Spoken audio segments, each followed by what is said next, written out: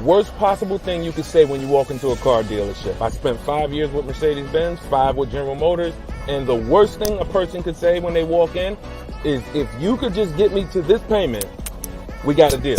So your loan's probably still like 19, which means you got to pay to get out. You're upside down. It's called negative equity.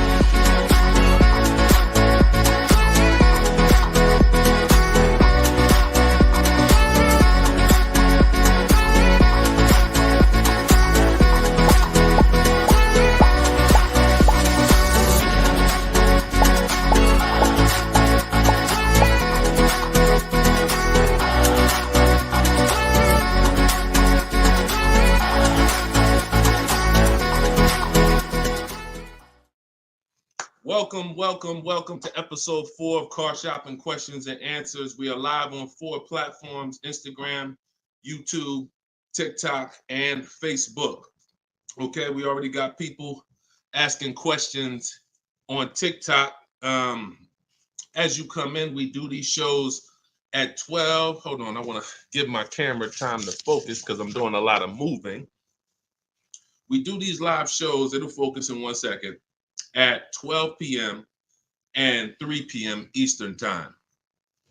Hold on, I'm out of focus. There we go. 12 p.m. and 3 p.m. Eastern time. Now, we broadcast these shows throughout the day because a lot of people can't make the live broadcast. You want to tell your friends about it. If this is your first time with us, you've never been on a live with us before. Oh, wait, hold on. They're saying that hold on, can't hear. No sound. All right, hold on. Let's see. How about that? We're good on TikTok? Let me make sure we're good here on, give me a clear if we're clear on Facebook now. Give me a clear. We always got to do the housekeeping, y'all, and I need your help. Before we get busy, let me know audio is good. I see we're clear on TikTok. How are we on Instagram, on YouTube, on Facebook? All right, perfect. I see the thumbs up just came through. Okay, so this is episode 4. We do these live shows 12 p.m. Eastern time and 3 p.m. Eastern time. So you'll see the broadcast throughout the day, but if you want to actually be live with us, then you want to join us on any of the 4 platforms at one of those 2 times: Monday, Tuesday, Thursday, and Friday. So we are live. My name is Deshone the Auto Advisor. I am the author of the digital book, Cars from Home, 7 Steps to Saving Time, Money, and Avoiding Dealerships. You can get your copy for 75% off during the show over the next 30 minutes in my TikTok bio, in my Instagram bio, or I'm going to put the banner up here. You can go to deshonesbook.com. We have a link in the comment. We have a comment link in the comment section. So I want you to start typing your questions. We get very, very busy. Have your notes ready. Be ready to unlearn what you've learned about cars, because we get below market deals, and that should be your only mission when you are car shopping, is to get below market deals. All right. Now, one thing that I want to discuss. Okay, matter of fact, let's go. Go ahead, throw that up. Let's go to Frankie's question. So this is from TikTok. Can you please give me the percentage breakdown on leases again? Okay. The 1% rule has been around since probably before I ever even got into the car business. The 1% rule says that if your lease payment is 1% of the MSRP, or less, you stole a car. No down payment. So I had a 2018 Jeep Grand Cherokee. It was a $35,000 vehicle. My lease payment was $330 a month. That was under 1%. That's how we indicate that. Now, how we're doing the math is we are taking the MSRP, taking the monthly payment rather, and dividing it into the MSRP. For example, $330, which was my payment, into the MSRP, which was $35,000, and then that gives us 0.009%. 0.009%. Good afternoon, Vivian. Good to see you.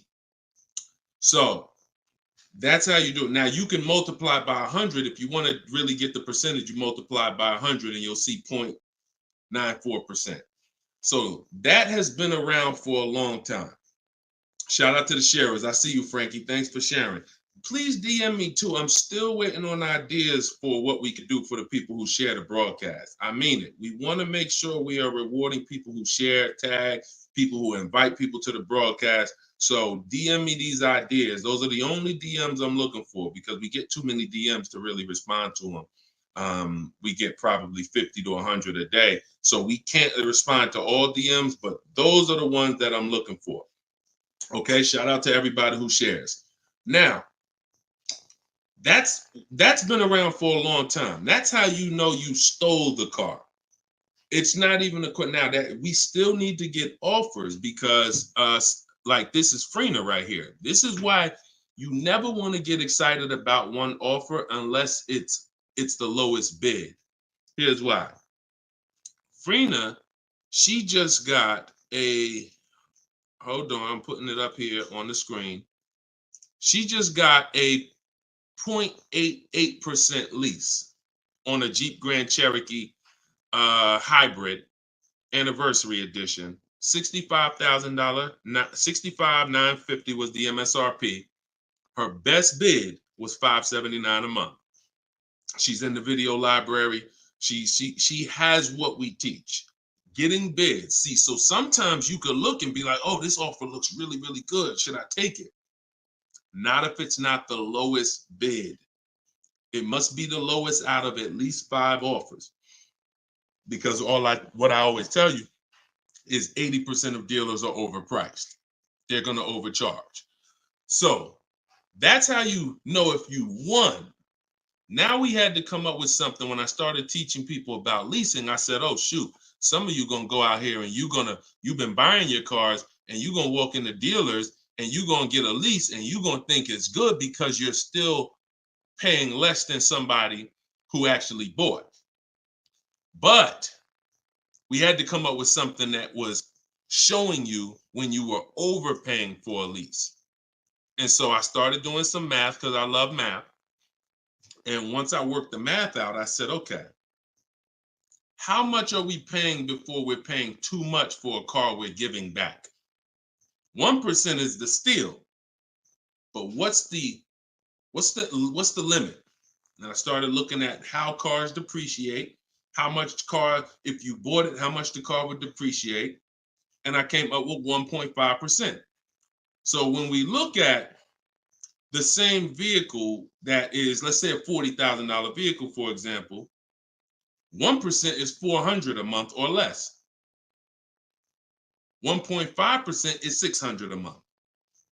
Now, what you look at is the total you're paying over the 3-year lease. 600 times 36 months, that's 21.6. So when you take $40,000, you add your taxes and everything, you're probably going to end up about 44. 21 is about the threshold where you're still paying less than if you had bought. You're still losing less value, but and you're tying up less money. But at the same time, that's the limit. Above 1.5%, there's no value in this lease anymore. And that doesn't mean we go buy the car. That means we look at competitors because competitors do offer more aggressive lease pro. Every single vehicle, you guys, and there's over 400 of them, has a different lease program. Sometimes even the trim level is different. The Touring has a different lease program than the Limited. So we don't deal with overpriced leases.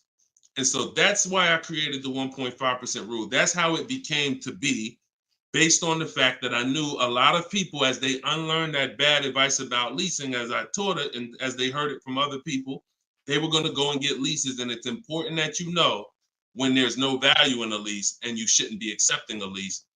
And that doesn't mean, and look, let me be very clear. That does not mean, that's why I explained the first part of this question, of this answer. You don't walk into a dealer and say, hey, I'm trying to get under 1.5. You don't walk into a dealer and get a lease quote and then you say, hey, well, look, I got to be under 1.5%. No, you're doing this wrong. Again, my mindset and what I'm trying to get you to use is Cars from Home, where you should be, the only reason you should be in a dealership is to test drive cars. if you're buying new cars or leasing. Test drive, you're in and out of there in 20 minutes. The next time you're back in a dealer is another 30 minutes to pick up your car if they don't deliver.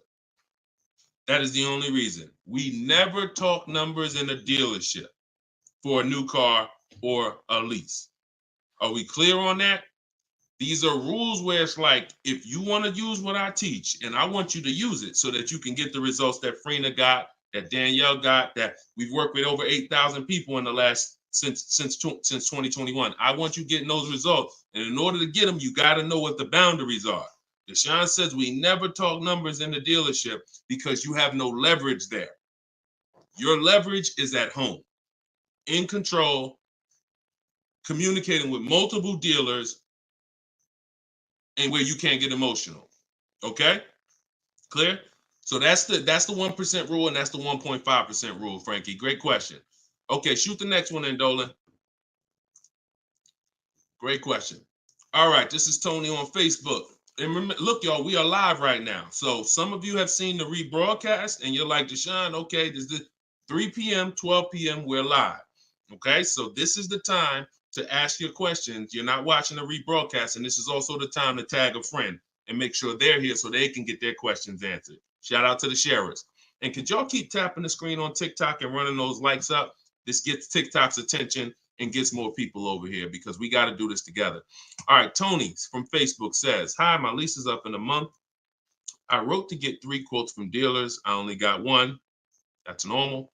The other 2 are taking their time. That's normal.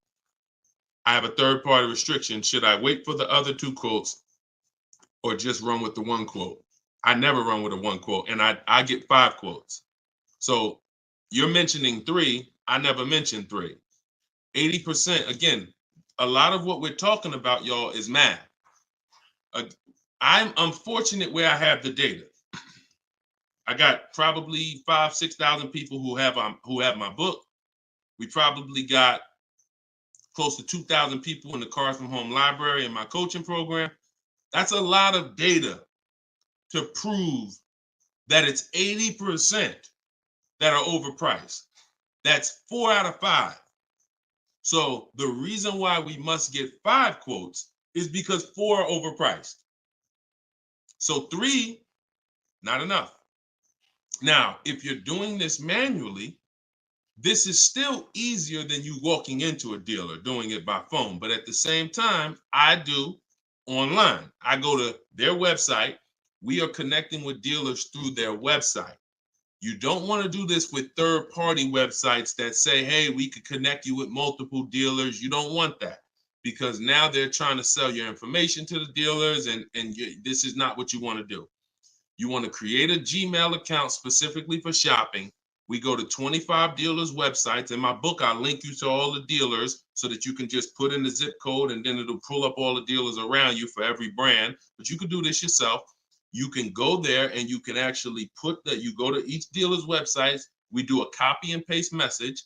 I have a template that I use that the people who follow my stuff use. And the template you need to tell them exactly what you want and what you're open to. Colors wise, this is why we build our car. We always build our car, go to the website, build the car, because we tell them exactly what we want and what we're open to. This takes us 20 minutes to contact 25 dealers online, copy and paste. We're telling them what we're looking for. Hey, these are the colors I'm open to, blue, black, or silver. These are the trim levels I'm open to, limited or touring. We're telling them this is these are the package, these are my must-haves. I need the big sunroof. All of that has to go in to it's not that you're not car shopping online. You're just now you're car shopping against people who their job is to make money. And so if you don't have what I'm telling you I've responded to hundreds of internet requests when I work for the dealers. If you're here for the first time, type a 1. If this is your first time ever being on a broadcast with us, type a 1. I want you to know a little something about me. I was inside car dealers for 14 years, responding to these quotes.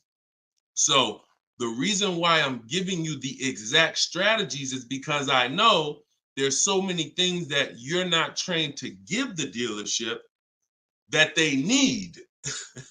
They can't give you a quote without it. They can't shop correctly, without it. Okay, shout out to the first time people. Could everybody type welcome to the first time people? If you've been on here before, type welcome to the first time people. Now, once you give them that information, you're copy and pasting that. Copy, paste, copy, paste, copy, paste. You're doing that with 25 dealers.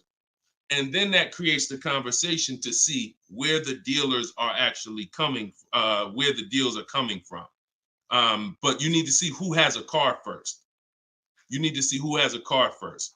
So, oh, you're talking about selling the lease. Okay, you're earlier in the process. Understood, Tony. Okay, perfect. No, just talk to another used car manager. And you want to have conversations because one, your car is worth different things to different people. You need at least 3 for that. You're on point. Yes, 3 quotes for your lease buyout. For your old car from 3 different used car managers. And if the 2 are not getting back to you, then just move on to other ones.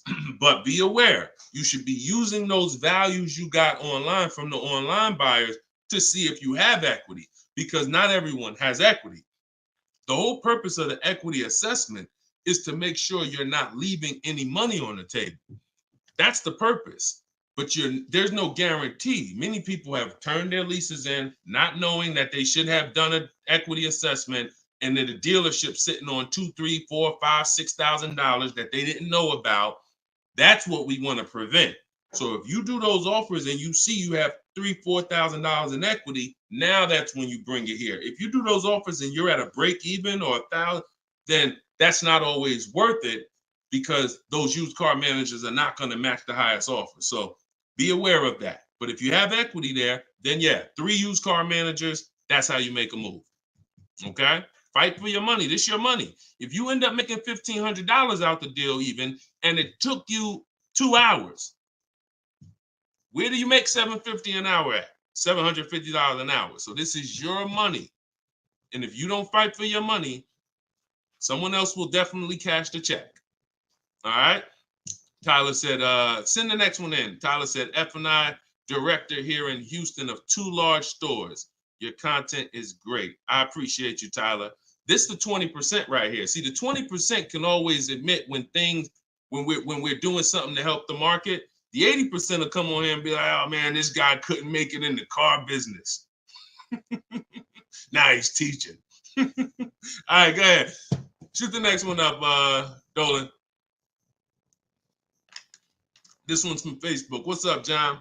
Instagram, y'all not typing enough questions. And Instagram, just so you know, the easiest platform to share on is Instagram, because you hit that little arrow, it looks like a paper plane, and it'll let you go down your Instagram friend list and send this broadcast out to probably 10, 15, 20 people. Okay? Don't cheat your friends. All right? Shout out to the sharers. John from Facebook says, is it hard to purchase with a charge-off on credit 3 years old? So everyone who has credit issues should be following Shonda Martin. She's on all the platforms, Road to 750 plus. And you should be working on getting your credit to the point where you can qualify for the best programs. And you don't need an 800 credit score to qualify for the best programs. You usually need close to 680, 690 will usually qualify you for most tier 1 leases. Now there are some cars that have super tier where you tier A1 plus, but that's not most leases. That's not your standard everyday cars that most of us are leasing or buying. So the question is, the answer is, if you don't need a car, then you should be working on your credit. If you need a car, then there's nothing you can do. You need to make a move. And so I recommend a company like Limbuzz. We're always going to give the dealer a chance to match or beat our offer. So whoever we end up buying our car from, some of you have been taught never let the dealer participate. That's costing you money, because the dealer has 7, 10, 12 banks on their end. Now, If they're trying to beat and earn your business, now that's a winning position. See, check this out. When you have a finance manager who's saying this about you, what's the highest interest rate you think they'll pay? What's the highest payment you think they'll pay? That's a bad position to be in. That only happens when you have no leverage, you haven't shopped, you haven't come in with an offer, and now they're trying to see the highest interest rate that you'll pay. We're not doing that. You're doing it our way, which is we're going to have we don't let anyone touch our credit until after we find our car. Now, once we find our car, get our best deal through a bidding system, now we're going to take that purchase agreement, that's a receipt. Yep, I see the questions coming in on Instagram. We got you. Hold on, Atlantis.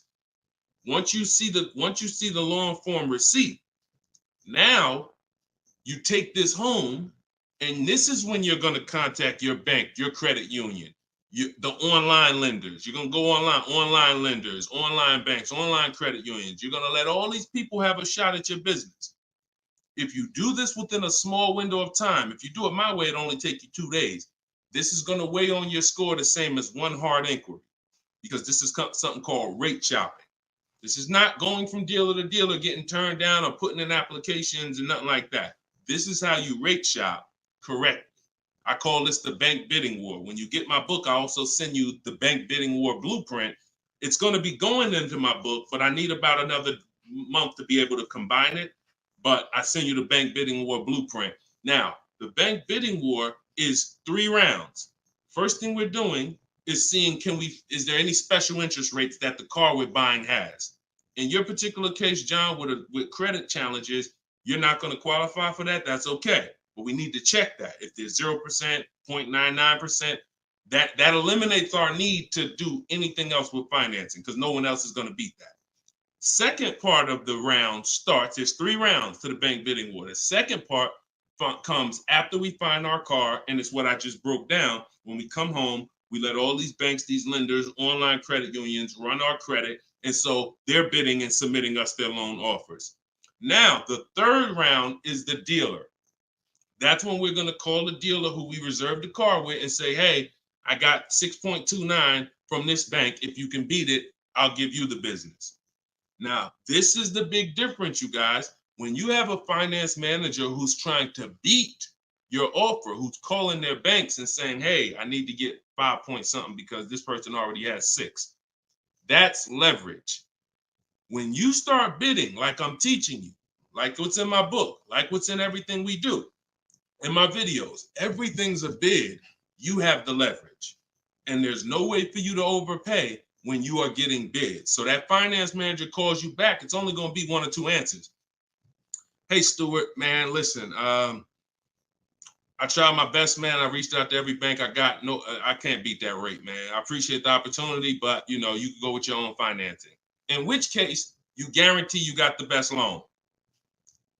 Second thing is, hey, you know what? You had a good rate, man, but I got somebody to beat it. So we can do it right here for you. Perfect. In which case, you guarantee you got the best loan. See, you don't have enough people competing for your business. That's where your buyer's remorse is coming from. That's where your lack of confidence is coming from. That's why you're driving off from a dealer saying, hey, you think we could have got more money? You think we could have got another $1,000 off? That's all buyer's remorse because you don't have enough people competing. So I want you to stop that. I want you to use what I'm telling you to do. All of this is in my book for those of you who like Deshone. I don't even want to remember all of this. It's all in my book, Cars from Home, 7 Steps to Saving Time, Money, and Avoiding Dealerships. This is what I've been teaching for 3 years. And this is what I've been doing since 2015 myself personally. So you can get your book for 75% off. Cue up the next question, Dolan. Oh, John, in your case, though, when you get that buyer's order, you would be reaching out to Limbuzz. So after you find your best car deal, you would be reaching out to Limbuzz and seeing, what their rates would be for you. And then you would be going with, still giving the dealer the opportunity to see if they can beat it. Because once a dealer knows you got an approval already, they kind of have a little more leverage to be able to see if they can beat that approval. But in any case, even if they can't, Limbuzz is pretty generous. but we don't do this until after we find our car. Okay? Great question. Shoot the next one up, Dolan. All right, this is Gemini from Instagram. Can a dealership legally raise the price from what is being offered online? Listen, nobody's suing dealers. So it's not really about what's going on legally. It's probably more ethics than anything. And we don't expect dealers to be ethical. We don't need dealers to be ethical. They've proven that the majority of them aren't ethical. So when you're not ethical, you walk the fine line between breaking the law and not. You walk that gray area. You know, yeah, I overcharged you. I know you could have paid less, but I know, yeah, whatever. But I know I could have sold you the car for less. But I'm gonna tell you that this is the best. Like, all of this stuff is unethical, but it's legal. So when it comes to what we're doing, our job is to protect ourselves. You can't go into a car dealership expecting them to protect you. You can't go into any business transaction expecting the person you're negotiating against or the person who's selling you a product to protect you. That's why we exist, because there's no one out there. If it hadn't been done, you'd been good. If there were, even if the I think it's the Federal Trade Commission or whoever regulates businesses were stepping in to protect the public, then we wouldn't have a need for what we do. But that doesn't exist. So it's on you. It's buyer beware. It's you protect yourself. And so I provide the tools for everyone who wants to take action to protect themselves. All right? But no, we don't expect dealers to do anything other than what they've been doing. Go ahead, shoot the next question up. Let's roll. All right. Why shouldn't a person focus just on monthly payment, monthly car note? Okay, good question. Hold on. Let me make sure I can see Instagram. All right, so this one's from Instagram. Promise Tammy said, why shouldn't a person focus on just the monthly car note amount? So if we did a little math and you go, all right, if you walk into a dealer and you're looking at a $40,000 car and you say to the dealer, how much does that car cost a month? And they're smart, if they're trained, they're gonna say, well, it's not really about the car payment right now. Do you like the car? And once you say, yeah, I like the car, let's get down to numbers, they're gonna ask you, they're gonna try to figure out what you could afford. Like, what's the most you could afford? Or I can't afford any more than $450 a month. Now, some of you know every $1,000, every $5,000 on the purchase price of a car is how much per month. Some of you know. I know we got a lot of new people on here, but for those of you who've been tapped in with us, how much is every $5,000 on a car loan? So, and the reason why I give you guys this parameter is so when you look at that $40,000 car, thank you, Frankie, got it. You should automatically know every $5,000 is about $100 a month. Yep, you got it, Michael. All right, I see you. We got people tapping on every platform. Good job, Carmelo. So the reason why, see, those of you who focus on just the car payment, you are some of the people who the 80% of dealers are going to manipulate the most and make the most money on. Because when you come in, if you don't realize that that $40,000 car is in no way close to $450 a month, now you have someone who's going to try to manipulate the loan to make that car $450 a month somehow. Now, it's usually going to end with you having a super long loan. So I've had people come to me years ago, friends that would say, Deshone, what you think about this deal? I say, man, let me look at the paperwork. And I see, man, you know the loan is 96 months? Nah, man, I didn't even know that. Yeah, the loan is 96 months. What is that, 8 years? 84 months is 7 years, 96 months is 8 years. So you're out the door at an 8-year loan. Now, I'm not going to assume you know why that's bad. So I'll say that an 8-year loan leads to too much interest, and it's what it is, because if they got you an 8-year loan, it's certainly at a high interest rate, because banks know that those loans, people who need 8-year loans, are risky. People who need 8-year loan, they got to protect themselves because typically the car may have problems in the long run. When you go down, see the whole point with a shorter loan, 5-6 years. Some people want to be conservative. You take 4 years, but you want that car paid off by the time maintenance comes, by the time repairs start being needed, because cars need repairs every now and then. So you want the car paid off. They know that if we give this person an 8-year loan, typically they're probably gonna have issues around year 7, year 6, even depending on the age of the car. So the length of loan, I teach something called the rule of 72 and the 10th birthday. I will not in any way co-sign anyone getting a loan longer than 72 months, which is 6 years, because we don't have, see, what's the longest loan, a mortgage that any of you would take? Let's keep a real fast dialogue going. All of this is to really answer the question that Tammy's asking, which a lot of other people have. So we need to indicate why this makes a difference. The longest mortgage most of you are going to take is 30 years. Mortgage. There are 40-year mortgages available. There's 50-year mortgages available. No one on here said, yo, I do a 50-year mortgage. Why? Because we already know inherently anything longer than 30, that means we can't afford this house. That means we're looking at the wrong house. So we had to make sure we created boundaries so that you understand, okay, if I got to take a loan longer than 6 years on a car, that's telling me I can't afford the car. So once I get my best price, I should already be able to afford that car with a 6-year loan or less. And I combine that with the 10th birthday. So when you look at your car, you should have your car paid off by the 10th birthday. You're taking a lot of risk if you got a loan on the car past its 10th birthday. A lot of the times I was in a dealership, people came in with problems, big repairs, and they still had car payments. Car's 10 years old, 11 years old, and they still got car payments. You could run the risk of being in trouble because that car could be in the shop. Some of you have experienced this. Car's in the shop and you still got a monthly payment due every month. Now, this is disaster, and that's what we're trying to prevent. That's why we don't focus on the monthly payment. When we're purchasing a car, we are only focused on the price of the car. We need to, before we even think about monthly payment, how about this? We need to make sure we're getting the car for the lowest price possible. Because some people go in and like, hey, the car's 40 grand. Well, what if another dealer will sell it to me for 35? Once I get the lowest price, then I'm concerned with what my monthly payment is going to be. So there's steps to this. But yeah, don't focus on monthly payment and just stay committed to what we're teaching, and you'll learn and you'll see why, even more information of why that's bad. But we want you to understand the numbers. Okay? Typically, you focus on monthly payments, you don't quite understand the numbers, but you will. All right, this one's from TikTok. Can you give us some tips about co-signing? Ooh, I have a very, very, very strict rule when it comes to co-signing. Now, some people, you're not going to like this. Some people will tell you this is bad advice. It's just my opinion.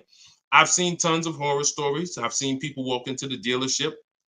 I've seen young people who will co-sign, who will use up people's credit, co-signing, and just burn them, because no one cares about, if you don't care about your own credit, you certainly don't care about someone else's in a lot of cases. So, but I do have some rules, because sometimes it's gonna make sense. When you can pay, if a person does not pay, then you're good.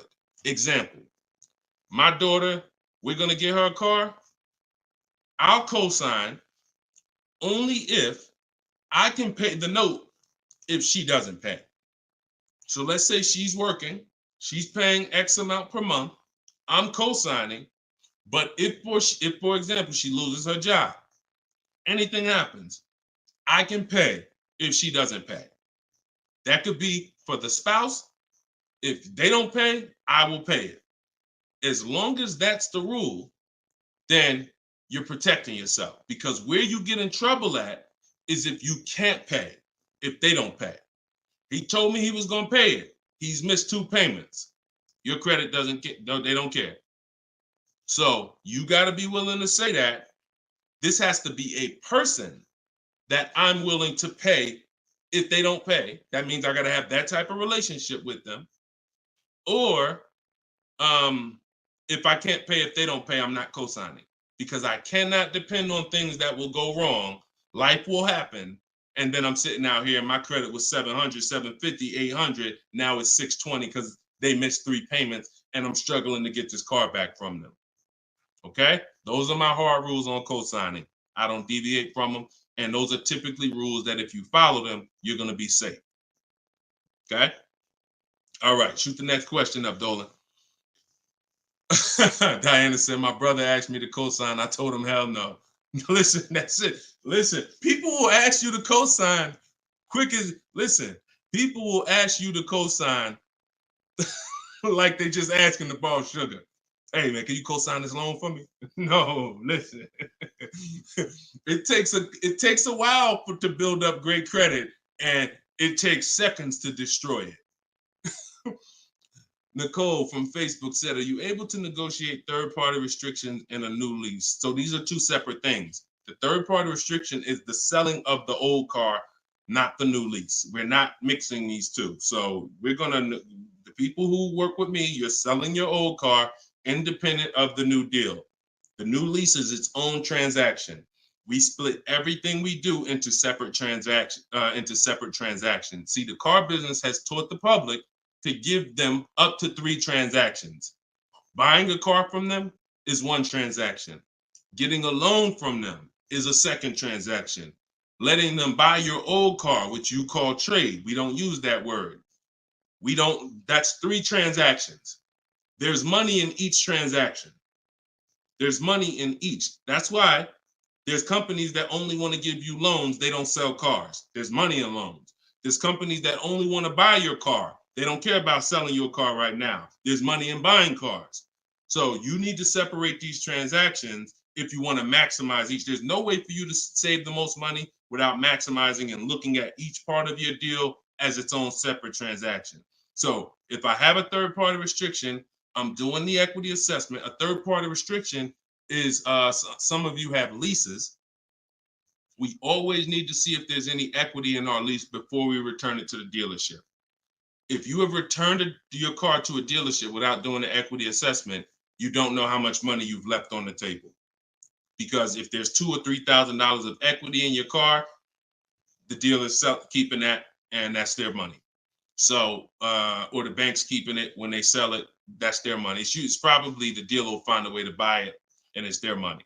So when we look at an equity assessment, we're going to do it at all times. Now, there's no guarantee we have equity, but we want to guarantee we're not leaving equity on the table. And so a third-party restriction doesn't mean you can't sell a lease. Who didn't know you could sell a lease? Type a question mark. If that's new to you, this is your first time hearing this, you've been leasing, and you're like, Deshone, I never heard about selling leases. I had no idea this was a thing. Type a question mark if this is your first time hearing that you could sell a lease. Okay. Fish Guy Rodney. Okay. See, so more information is coming out. Okay. Fairy Godmother. Okay. Emil. Okay, I'm sorry. I just tore your name up. Sorry. So as you change Shamir on Instagram. So when we look at this, we got to see that the things that we don't know cost us money. So now it's like, once they saw people, because we helped out probably thousands of people in the pandemic sell their leases, used car values, resale values were crazy. So we had people making $5,000, $10,000, $12,000 selling their leases. I sold my Jeep Grand Cherokee lease. I made $8,900 after I drove it for 42 months because I extended the lease and then I sold it. My mother, she drove her car. She made $10,200. Now those numbers don't exist anymore because values have come back down. But there's still people who are going to make 3, going to make 2, going to make 4, depending on your car. Now, every car doesn't have equity. But when it comes to the third-party restriction, they don't say you can't sell. They limit who you can sell to. You must sell to a local used car dealer. To a local dealer of the same brand. So if you have an Audi, you must sell to an Audi dealer. We are still going to get bids. We're going to get at least 3 bids from used car managers at Audi dealers because your car is not worth the same thing to every dealership. Your car may be worth 19 to this dealer, 19.8 to this dealer, 21 to this dealer, which is why we must get bids. Y'all gonna hear me say that word. Your favorite word, if you stick around and you use what I'm teaching, when you start mastering my strategies, your favorite words are gonna be bids, multiple offers, because that's how we save all the money. So okay, so that has to be handled, Nicole, separately. The selling of your car, the who I'm gonna sell that car to, you find that person first. Then you go shop for your replacement car. And then once you go sign that deal, you sell the car, you do it the same day, and you maximize both transactions. Okay? And all of this, guys, shouldn't take you any more than 90 minutes. This is not something that's going to take you hours. See, my whole thing is to show you how to get great deals in 60, 90 minutes from home. That's why my book is called Cars from Home. 7 Steps to Saving Time, Money, and Avoiding Dealerships. You can all get a copy for 75% off for the next 30 minutes. Just go to my TikTok bio. You won't leave the broadcast. Grab your copy before that timer hits 0. The price goes back up to $97. Or you can go to my Instagram bio, or click it if you're on Facebook or YouTube. Go to the comment section and you'll see a link to deshonsbook.com and grab your copy for 75% off before the timer expires. All right, go ahead, Dolan. Shoot the next question out. Should I feel bad if I get 1.3? I'd only feel bad if I got 1.3 and if it was my only offer. If it was my only offer, or if I only got 2 offers, then yes, because I'm going to tell you why. I'm going to show you something. When I look at what I see, hold on. Okay, hold on. We saw Freener. Some of you saw Freener. That's 0.88. That's just ridiculous. 0.88. But look, Charles, he gets a Palisade. He's paying $48,000 vehicle. His best offer was $597 a month, 1.23. Now, look at and sometimes people who are getting phenomenal, who are looking at cars that are super, super popular, they'll go a little further, and he reached out to 35 dealers. Now, I want you to pay attention. Some of you, the average person, only shops 2 dealers. My strategy is I teach 25 to 5. But once you see my copy and paste system, which is in my book, I have a copy and paste system where we're on their website. You'll see that I could talk to another 10 dealers. It only take me 10 minutes to open up contact with another 10 dealers. We always use a separate email. Do not contact dealers from your personal email. I'm warning y'all. It's not going to work. You're trying to go through your work email, and then you got your personal stuff, and then you're seeing the car dealers. Don't do it. Create a separate Google email, and that's how we do it. So he said, I reached out to 3,500 dealers, got 10 quotes back. So that $597 a month, 1.23 is the best out of 10. So so I always tell you, when you do it right, you're going to see offers that are $150 to $200 a month more. That's when you know you've exposed the 80%, and that's when you know you shop the right way. If you don't see that type of spread minimum, you haven't shopped enough offers. So that's the only time I would feel bad, GKA, is if I didn't get at least 5 quotes, because I don't know if 1.3 was the best. I'm gonna tell you a funny story too, because Freena's in our coaching program, and Freena reached out and she said she was looking at a Jeep Grand Cherokee. Get ready for the next question, but I'm gonna tell y'all, I want to hammer this home so y'all understand the importance of multiple offers and you don't get lazy, because the things I'm telling you might take another 30 minutes, 40 minutes, and they save your family $3,000. You can't put a price on. Well, you can put a price on that. So Freena was shopping for a Jeep Grand Cherokee Limited. She comes to the group and she said, Deshone, this was the best offer on a Jeep Grand Cherokee Limited. It was like 1.2 and change. But she said, the guy that made me this offer said he has this 4XE. It's a hybrid. And he said he could actually do better on that one. She said, what do you think he told me what it would be. It would drop the price here. I said, if you're open to that, then you need to run your quotes again and get 5 more offers on that vehicle, because it may have a better lease program, in which case you need to open it up again. She opened it up again. That's how she got her 0.88% lease. So if she would have just said, well, this guy is getting me 1.1, I'm gonna just take that, then she never would have found a 0.88. multiple offers. That's probably $100 a month difference than what the last offer, $100 a month times 36 months on this lease. You're talking about $3,600. And she did it in minutes. Once y'all learn how to do this, it's minutes. This is not hours. I'm not spending more than 60 minutes on shopping for a car. Now, that doesn't mean I'm not spending time to decide what I want. But once I decide what I want, once you know what you want, 60 to 90 minutes to get the best deal. That's it. All right, shoot the next one up, Dolan. Keep the questions coming, y'all. We are live every day at 3 p.m. Eastern time. Well, not every day. Monday, Tuesday, Wednesday, Thursday, and Friday. Monday, Tuesday, Thursday, and Friday at noon and 3 p.m. So this is our live show. Okay. Throughout the day, though, you may see a broadcast and you'll know, okay, you'll still be able to get value because most of the people who are asking the questions on here are asking the same questions you would have asked. So go ahead, Dolan, shoot it out. This is Raymond from YouTube. How do you structure a lease? So the first thing you want to do is look at the car you're thinking about leasing. And we like to use a 1.25% formula estimate to see if we should be even looking at that car. Okay. So if I'm looking at a car that's $40,000, I'm doing a 1.25% estimate. I'm multiplying it by 0.0125. And then I'm going to see, 40,000. I'm multiplying that by 0.0125, and that comes out to 500. So that's going to tell me if I'm looking to be at 300, that's not the car that I'm going to be looking for in most cases. Now, we don't know if the best deal is going to be 1.25, but we're trying to estimate based on a bad deal is above 1.5. Anything above 1.5, we're overpaying for our lease. No money down. Money down comes later. Now a steal is 1.1%. So I teach something in my book. It's called 1% is the steal. Between 1% and 1.5% is the deal. And then above 1.5% is time to chill. We don't do that. So that's the first thing. Now, once we move past that, now it's time to choose our mileage. So we're going to look at our lifestyle. We're going to see how much we drive to work, how much we're going to be driving the car. And once we come up with that, you're just doing some simple calculations. What's your round trip to work?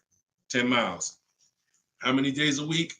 5 days. Okay, that's 500 miles a month. That's if you do the math. Let's say your trip to work is 20 miles round trip, and you do that 5 days a week. You're doing 100 miles a week to work. Times 52 weeks of the year, that's 5,200 miles. So I walk you through this in my book, but this is simple. 5,200 miles, and then you say, okay, well, I like to do a little leisure. I like to take a little trip down here. I go fishing, 1,000 miles away, blah, blah, blah, blah. So you're calculating what you're going to do. The easiest way to do it is to look at your old car and see what you've done. But if you don't have an old car, this is how you calculate it. You come up with, all right, I only need about 9,000 miles a year. Perfect. All of our leases, we shop our offers with 12,000 miles a year. That's your average miles. That's what we want to base our formula from. So whenever we reach out to a dealer, we do this online. As I said, everything we do is online. Once we do this, we're shopping multiple dealers and we're telling them work us up a lease quote. First month's payment, total out of pocket. If you were on the last show earlier, we talked about we don't say down payment anymore. We say total out of pocket, TOP. Everybody who's clear on TOP, if you were on the last broadcast, type TOP. If you weren't, TOP is total out of pocket. That means only thing I'm giving you for this offer right now is my first lease payment, and I'm driving off. Total out of pocket. We're not saying down payments anymore. Okay? So now, we're structuring our lease with first month's total out of pocket, 12,000 miles per year, and that's how we're sending the offers out to the dealers. All online, all copy and paste. These are all templates I have, but I have templates where you just fill in what you want, blah, blah, blah, all in my book. There are links, there's templates, but if you're going to do it your way, that's fine, but this is how you do it. And you can sit in your computer and just copy and paste. And now you're looking to get 5 quotes. That is the mission. 5 quotes, and that's it. That's how we structure our leases. Once you're done and you get your best quote, Now that's when you adjust your mileage. So once you identify the best dealer, the winning bid, now you're going to say to that dealer, hey, can you adjust the offer to 10,000 miles a year? Can you adjust it to 18,000 per year? Can you adjust it to 25,000 per year if you're a high mileage driver? And you adjust it from there. But that's it. You do this over and over, rinse and repeat. Rinse and repeat. All right. Great question. Shoot the next one in, Dolan. All right. Shout out to the sharers. Thank you, Liba. I see you. Thank you so much. This one's from Preston on YouTube. What is the best way to finance a car out of state? It's no difference. It's really no difference. We're going to find the car. We're going to get the buyer's order. We're going to have them. Now, the thing about a used car, if it's a used car, we got to test drive the car. So what you may want to do is if you're picking up a car out of state, you may want to go there, lock up the car, grab a cheap hotel for the night, stay there, because you don't want to eliminate the bidding process. The bidding process is your bank, your credit union, online banks bidding, and then dealers bidding. The dealer who you get the car from, they're bidding against that. Some of you don't really understand how much money is in finance. On a $40,000 loan, 2 points on an interest rate could literally be $2,500. So we got to understand there's a lot of money in loans. So if I'm driving to pick up a car out of state, what I'm typically going to do is go test drive that car. If I like it, I'm locking it up with a deposit. I'm taking that buyer's order. I'm gonna go back, depending on how far it is. If it's 3 hours away, I'm probably not gonna drive home and then come back. Depends on you. I'll probably just post up in a hotel. Go do my financing online. Let all these banks and credit unions run my credit so I can get their offers, and then I would call the dealership the next day and say, hey, this was my best offer. If you could beat it, I'll just come get it from you, and that's it. I'll spend $50, $60, $100 on a hotel to save $3,000, $2,000 on interest on my interest rate. But everything else is the same. So we can't be scared to go out of state. If many of you who are using what I'm teaching, you're going to see. Look at Eddie. Who was Eddie who drove? Hold on. Short conversation. John, hold on. Market. Trying to think. I'll see many of who I'm going to share with you. You'll see they'll say when they're picking up their car, I'm driving 45 minutes. I'm driving an hour and a half away. Look at Sean. Perfect example. Sean, he's also in our coach. Now, I don't want you to think, I got to be in Deshaun's coaching program. There's just some people who are. The information's in the book. We got the video library. For those of you who are like, okay, I like videos to go along with the book. That's fine. I link you to some videos in the book. But then there's some people who coach with me and I can talk personally to them. So Sean comes on here and he comes into the group. He said, he sends this. Look at the amount. He said, I'm looking at some advice on this F-150 Lightning XLT. It's a $73,000 truck. The dealer discounted it $4,900 and then revealed that there was a $15,500 rebate. His total savings is over $20,000 off this truck. So I'm like, all right. Now me, being who I am, I don't know if that's the best. 2015, I sold 2 Maybachs. They had $20,000 rebates on it. So we don't know if this is the best. I haven't seen, this is what I said to him. I haven't seen the other offers yet, but I'm assuming you got at least 5. You're saving over $20,000 on this with this discount and rebate, but the only way to know is to compare to the other offers. See, I'm not going to get excited about this deal until he tells me what I'm about to read to you. That's when we get excited. He said, guess I could have put a little more info on here. Yes, I got about 15 quotes. You see the difference? This is what I want you to get. BK Dollar, this is what I want you to get. Liba, this is what I want you to get. Everybody watching, the money is in multiple offers. The reason why you're not saving, you're just not getting enough offers. So he says, I ended up expanding my search to 150 miles outside my area to find this deal. He said, I couldn't find, watch this, I couldn't find anything under MSRP in that first search. So think about how I'm telling you, the local dealers know when they see your zip code, they know, okay, some of them, all right, we don't have to do too aggressive. But those dealers that are an hour and a half away, when they see your inquiry, they're like, oh, listen, this is a person we never would have saw before. What is it going to hurt us to blow this truck out? And we take a deal from one of our competitors' markets. We love to see our license plate frame over in their market. That's how we win. So he ends up saving over $20,000, and he doesn't mind driving 150 miles to go get that truck. Why? Because every mile he drives is dollars he's picking up. We clear on that? We clear? If you're clear on the importance of multiple offers, type clear. All right, shoot the next one up, Dolan.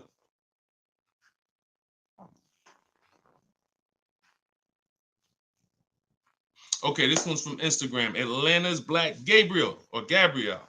I think it's Gabriel, my fault. So, in the market for a new Chevy or used Chevy Malibu, what's the best route, leasing or financing? How many years are you keeping the car? If the answer is 8, then you should be buying. If it's at least 8, see, I teach something. My book is called Cars from Home, 7 Steps to Save Time, Money, and Avoid Dealerships.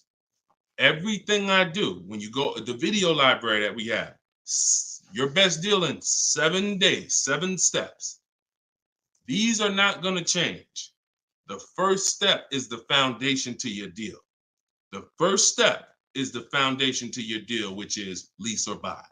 Because you cannot get a good deal if you bought when you should have leased.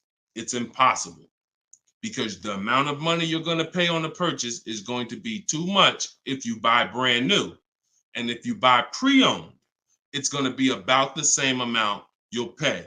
So when you buy, if you're not keeping your car 8 years and you buy a used car, 3-4 years old, and then you trade it in 5 or 6 years, you're going to pay the same amount or even a little more than someone who got a great lease deal and drove brand new vehicles. So it's all about how many years you're keeping the car. If you're keeping the car, if you're like Deshone, there's no way I'm keeping the car 8 years. That's not my style. Then you should be shopping from this day forward for aggressive lease deals. Now, once you find a car that you love, or if your spouse says, you know what, I don't switch cars like that. I keep a car 8, 10, 12 years. Then we purchase for them. We're going to purchase.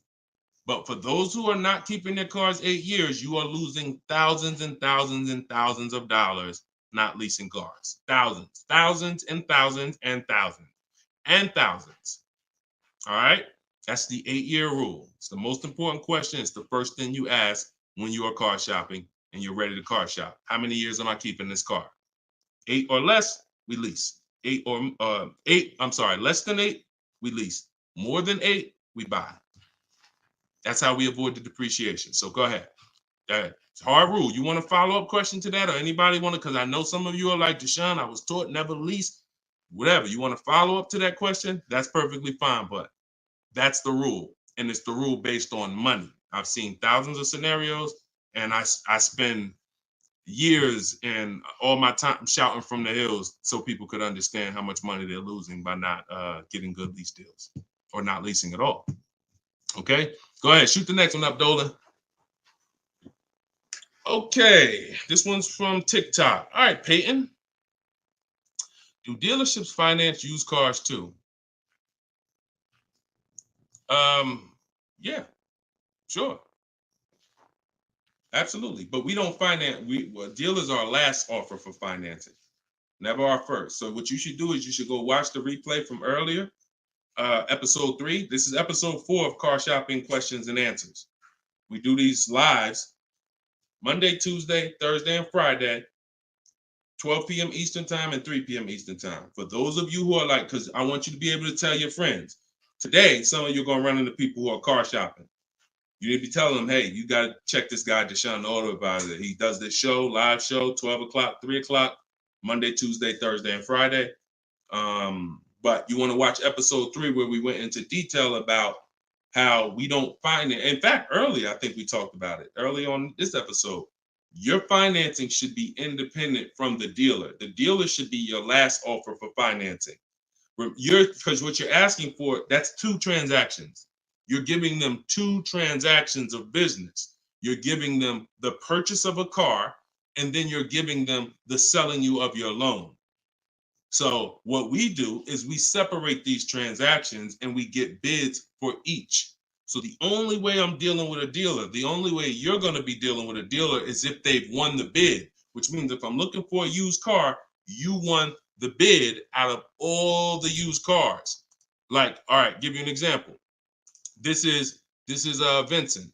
Vincent got a 3-year-old Lincoln Corsair, premium trim level, under 45,000 miles, clean Carfax, inspection, all from the comfort of home.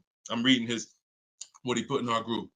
He was targeting to find a discount of 30 to 35% from the MSRP. This is something that no one is teaching you guys about what you need when you're purchasing a used car. If you're going to be purchasing a used car in the future or your next car, or if you bought a used car in the past, type the letter U. Type the letter U. If you're going to be purchasing a used car, or if you have purchased a used car in the past, I'm about to give you something that you have never heard before, but it is no way for you to know you got a great deal until you start talking the way Brandon talks here. You notice he said 30, he was targeting to find something 30 to 35% from the MSRP. In order for us to know, I see you, Shelby. I see you, Emma. I see you, Katarina. I see you, Raymond. Okay, perfect. Atlanta's Black Gate. All right, a lot of people. Okay, so when you are shopping for a used car, let me tell you a story, give you an example, all right? So I was shopping for my pre-owned Infiniti truck 3 months, a little over a year ago. I narrowed it down to 3. Now, I narrowed it down based on title history, service records, accident history. We talked about this in the last episode, episode 4. Title history, service record, episode 3 rather. You can see it on YouTube. And if you're on YouTube, please make sure you subscribe and please hit the like button. It matters because that shows the algorithm that we talking business over here, that more people need to be here. So when I narrowed this down now I get to I think I narrowed it down to my top 4. They were all white. They were all within 30, they're all within $1,500 of each other. Now, here's the problem. This is where it gets complex for you. Because I'm looking at one that they're asking 30,000 and change, one they're asking 31,000, one they're asking 31,800. You know, they're all within $1,500, $2,000 of each other. Similar miles. On the outside, they all look similar. Without knowing, I created something called the true value percentage. What is the true value percentage? It's not what the website says is a good deal. It's the percentage off of what the vehicle was when it was brand new. So I pulled the window sticker for each of these vehicles. I pulled the window sticker, and what do I see? Now I teach you how to do this in my book. I teach you this entire process, but I'm walking you through it. Exactly. I pull the window sticker. You can get it from Carfax, depending on if Carfax has a deal with that manufacturer. Carfax has window stickers. Now, what do I see? One car is 46,000 when it was brand new. Now they're asking 31 and change. Okay. One car is 48 when it was brand new. They're asking 31 and change. One car was 52 and one car was 54.5. That's the one I got. So you see how in one instance we were confused. You would be confused. You sitting here like, yeah, Deshone, that's hard because they all look the same. They all similar price. How do we know? Once we find out the original MSRP, not only do we find out what the original equipment is that's in the vehicle, which is helpful. I wanted to know this is an Edition 30, got all these special features. That's helpful to know too. But more important than that even is to know that that car was a $54,500 car that they were asking $31,800 for, which means I got a 42% discount. That is something we created called the true value percentage. And that's how we make sure we choose the right used car when we're ready to pick the final one. This is what we do here, y'all. If you this is why, like, this is why we've been blessed, because God knows we giving you the information you need to win with. So all of this is in my new book, Cars from Home, 7 Steps to Saving Time, Money, and Avoiding Dealerships. If you want it all in one place, you can watch the show. You can watch my free social media videos. I got hundreds of them. Or you can say, Deshone, I'm going to get this it's 75% off in my TikTok bio. It's normally $97, but you can get yours for 75% off. And you can get it in my Instagram bio, or if you're on Facebook or YouTube, click the comment section and click that button that says Deshone's book and get you 75% off for 30 minutes. After 30 minutes, price goes back to $97. So, all right, but that's the true value percentage. And that these are the things that we never buy a used car ever without looking at the true value percentage. So when you saw what he said when he bought that Lincoln, as he was targeting to get something 30 to 35% off MSRP, and he ended up getting one for 43%. So that's what you need to know. Go ahead, shoot the next one up, Dolan. Great questions today. All right, Raymond on YouTube. Does it make sense to buy an existing lease? So when you're buying a lease, all you're doing is buying a used car. That's how you got to look at it. It's a used car. It's just, it may be your car. If you're buying your lease out, it's a very different. See, what I see most times is people want to buy their lease because they don't know how to shop. Because there's deals out here. We've been making deals since the pandemic. I started our video library. We started that in 2021, November, middle of the pandemic, when people were paying ridiculous prices over with the 80%. They were cashing the biggest check they've ever cashed in their lives. Like in their lives, they were like, and we were getting deals all since then. Felicia came in. She was our first person in our program who got a BMW. She saved $1,950 January 2022.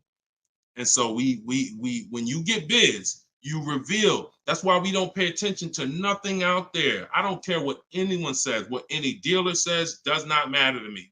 That does not matter, because I know that if we got deals all through the pandemic, oh, forget it. That's why this market, we're killing it even more. So, you know, if you're buying your lease because you're keeping it another 8 years, you say, man, Deshone, I used to lease, but you know what? I really want to buy something that I could keep for 8, 9, 10 years. Then sure, buy the lease. But if you're not doing that, then you're moving from a lease mindset, which is I'm driving great cars, brand new cars, always under warranty in most cases, latest and greatest features, low payments, pennies on a dollar compared to people buying. That's a whole value system. That's mindset right there. These are the people who are shopping for a lease. These are the benefits of leasing. And then you're moving and saying, all right, I'm going to buy a used car now. Very different, very different. So you got to be, you have to have had a change in mindset and goals to buy your lease and buy a used car. And it's never, what I see most times is people just don't know how to shop. When you use what I'm teaching you to shop, get 5 offers, you're going to see there's deals everywhere. Everywhere. Go ahead. Shoot the next one up, Dolan. You can't pay me to negotiate your lease, because I do this in 90 minutes and I'm teaching you to fish. You know, I've had people who used to buy cars from me. Hold on, keep that question up from Nicole, but I saw this person on TikTok. I'm not in the business I'm in the business of teaching people how to fish. So, you know, because what happens is you're building a trust in something.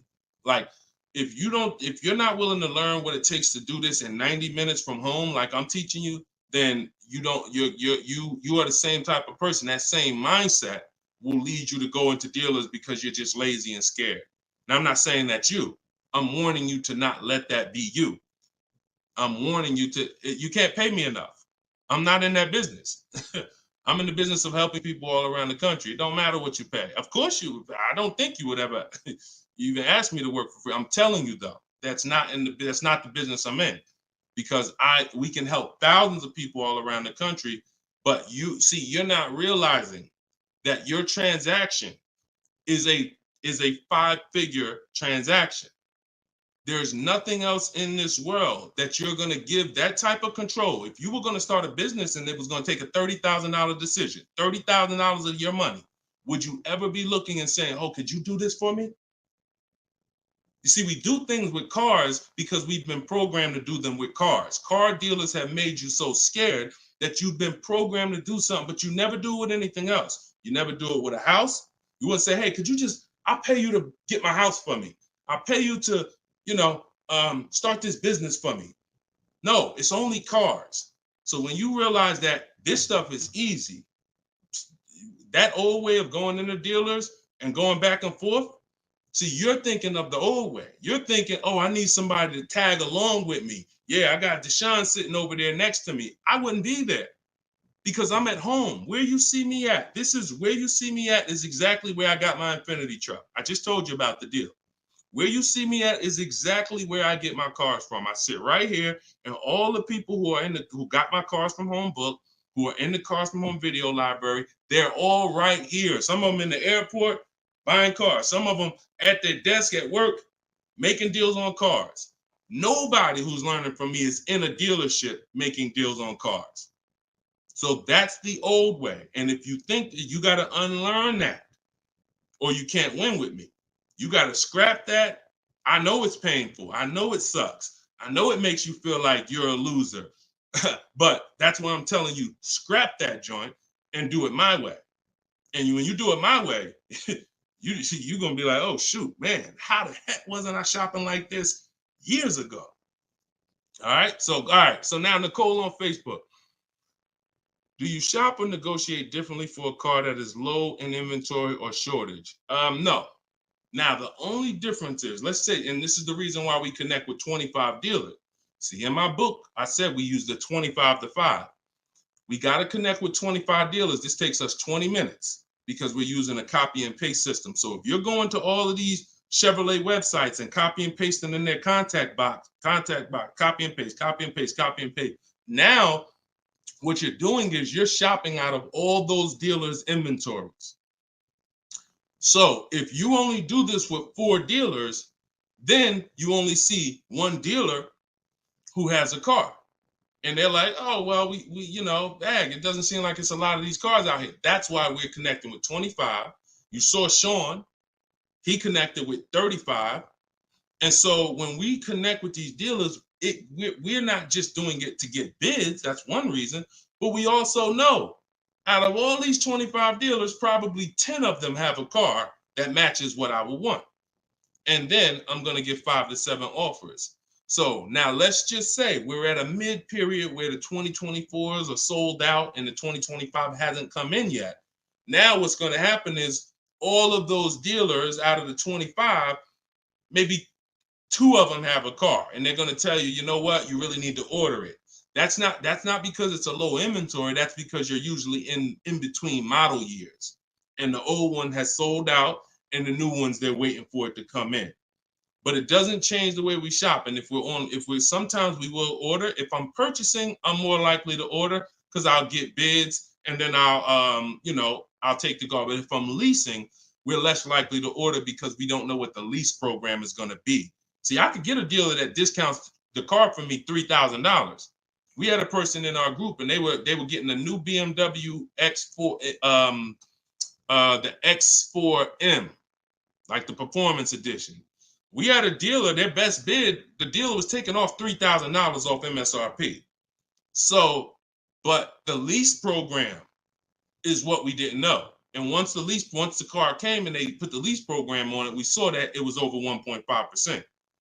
So even at that discount, wow, we saved $3,000. Now, if she was purchasing it, that's a win. $3,000 off, beat everybody else. So I don't mind ordering if I'm purchasing. But on a lease, I'm less likely to order because I don't know what the lease program is going to be until the car gets here. Okay, but yeah, that the process doesn't change. It just we have little caveats based on on low inventory. Okay, process is the same. Nothing changes our 7-step process. Nothing. All right, go ahead, Dolan. Shoot the next one up. All right, great questions today. We got Jermaine, Facebook. So how do you transition out of a finance into a lease? Instagram, y'all not asking a lot of questions. All right, hold on. Get Blooming chosen one. All right, hold on. All right, Jermaine from Facebook says, how do you transition out of a finance to a lease? All right, perfect. So now what I like about this question, Jermaine, is you've already answered the most important question, which is how many years am I keeping the next car? That's step one in our 7-step system. You've already answered that because you've determined I should be leasing. Now the next step is equity assessment. Equity assessment. Call the bank. You don't have to worry about third-party restrictions or nothing because you're not leasing. I mean, you're not coming out of a lease, rather. So you're going to call your bank, get your payoff. You're going to take 20 minutes, go on CarMax, Driveway, Carvana, Kelly's Blue Book Instant Cash Offer, AutoNation Sell My Car, Car Guru Sell My Car. Get those 6 offers. That's going to tell you if you have equity, break even, or if you have negative equity. That's your next step. Don't do anything else until you do that. Okay? See, we always have to account for our current asset before we start moving forward. What happens if he has $3,000 in equity? That means he has $3,000. He could either apply towards his next deal, or he could put that money in his bank account and, maybe he leases the next car with no money out of pocket. So equity assessment always comes even before we budget, before we plan our mileage, before we do anything. Equity assessment is what we do. All right. All right, shoot that next one up. Shoot that one up from Instagram if you got it, Dolan. It might have took you a minute, but because we got it's comments from everywhere, y'all. No matter. Okay, here we go. For your calculator, why doesn't it negotiate to the lowest offer? My calculator is the best. My calculator is the best thing that exists because it takes all the offers you get. By the way, y'all, what she's talking about. And you got to be specific because I do have multiple calculators that I've created in my book, multiple softwares where you plug in stuff and it spits out so one of the calculators that I have is the counter offer calculator. So we never accept a deal until we send a counter. So what we do is we take the counters. We take all the offers we get, we plug them into my calculator. Whether it's a lease or whether it's several types. One is for leasing, one is for cash purchases and financing. Now, when you're financing, you're always getting your deals with tax and everything included, all in. So what it does is it takes all the offers, you plug them in, and then it spits out which one is the best, and it counters everyone based on the best offer. So let's just say a dealer says, I'm gonna do a 1.1% lease, and then this dealer says 1.2. This dealer says 1.3, 1.5. It's not countering all the high offers based on their high offers. It's countering all the offers based on the lowest offer. Because if the 1.1% lease was presented to us, that means any of the dealer could have did it. So now we're calling out the 80% and letting them know that if this dealer offered me 1.1%, then you all could have done it too. You're just choosing not to do it, in which case that's what the 80% do. So we counter every single one. We even counter the lowest one. And some people in the group will say, Deshone, man, this dealer is the lowest, man. Should I be countering them for another $50 less? I say you must counter. Because you don't know if there's another $10, $50, $20. If you don't counter until a person tells you there's no more room, even if they're the lowest, that's not the best deal. So sometimes you counter the lowest offer, and the lowest offer will be like, listen, man, I gave you my best shot. I got nothing else. We know they're telling the truth because we got 4 or 5 other offers that are much higher than that. Sometimes they'll be like, listen, I can't do that $50. I'll get you another $10. That's the best I got. We know they're telling the truth because all the other offers are a whole lot higher. So that's the way the counter offer calculator works. It's gold. It's gold. So all right, we had an hour and 19 minutes. We try to keep these broadcasts about an hour and 15. Every now and then we go a little over, but listen, y'all, we are live Monday, Tuesday, Thursday, and Friday, 12 p.m. Mark your calendars, 12 p.m. Eastern time, 3 p.m. Eastern time. I'm hoping to, in the next couple of days, have a link in my bios so that people will be able to actually go to our calendar, put a reminder, but you know it. 12 p.m. Eastern time, 3 p.m. Eastern time, Monday, Tuesday, Thursday, and Friday. And this whole broadcast is sponsored by, if you just jumped on, I'm the creator, I'm the author of the book, the digital book, Cars from Home, 7 Steps to Saving Time, Money, and Avoiding Dealerships. You can get it for 75% off. It's normally $97, but as long as you get there before the timer hits 0, you can get it for $24 in my TikTok bio, in my Instagram bio, or you could go to deshonesbook.com in the comment section on YouTube or Facebook. Get your copy for 75% off. I'm also the creator of the Cars from Home video library, and I've coached over probably 1,500 people now since 2021. So we've been doing this. Everything I'm teaching you is proven. And I'm going to tell you, just like I tell my coaching students, when you get my book, see, I don't do questions and answers for my book, y'all.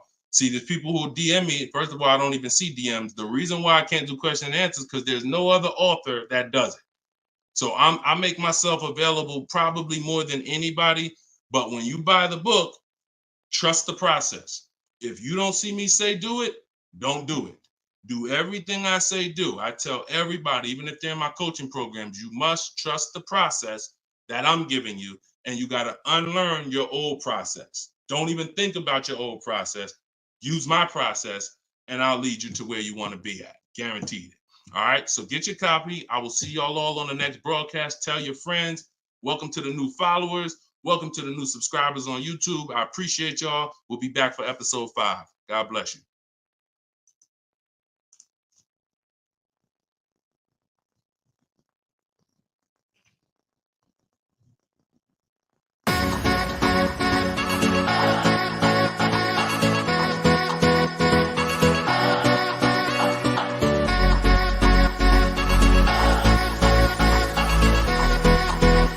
The worst possible thing you could say when you walk into a car dealership. I spent 5 years with Mercedes-Benz, 5 with General Motors, and the worst thing a person could say when they walk in is, if you could just get me to this payment, we got a deal.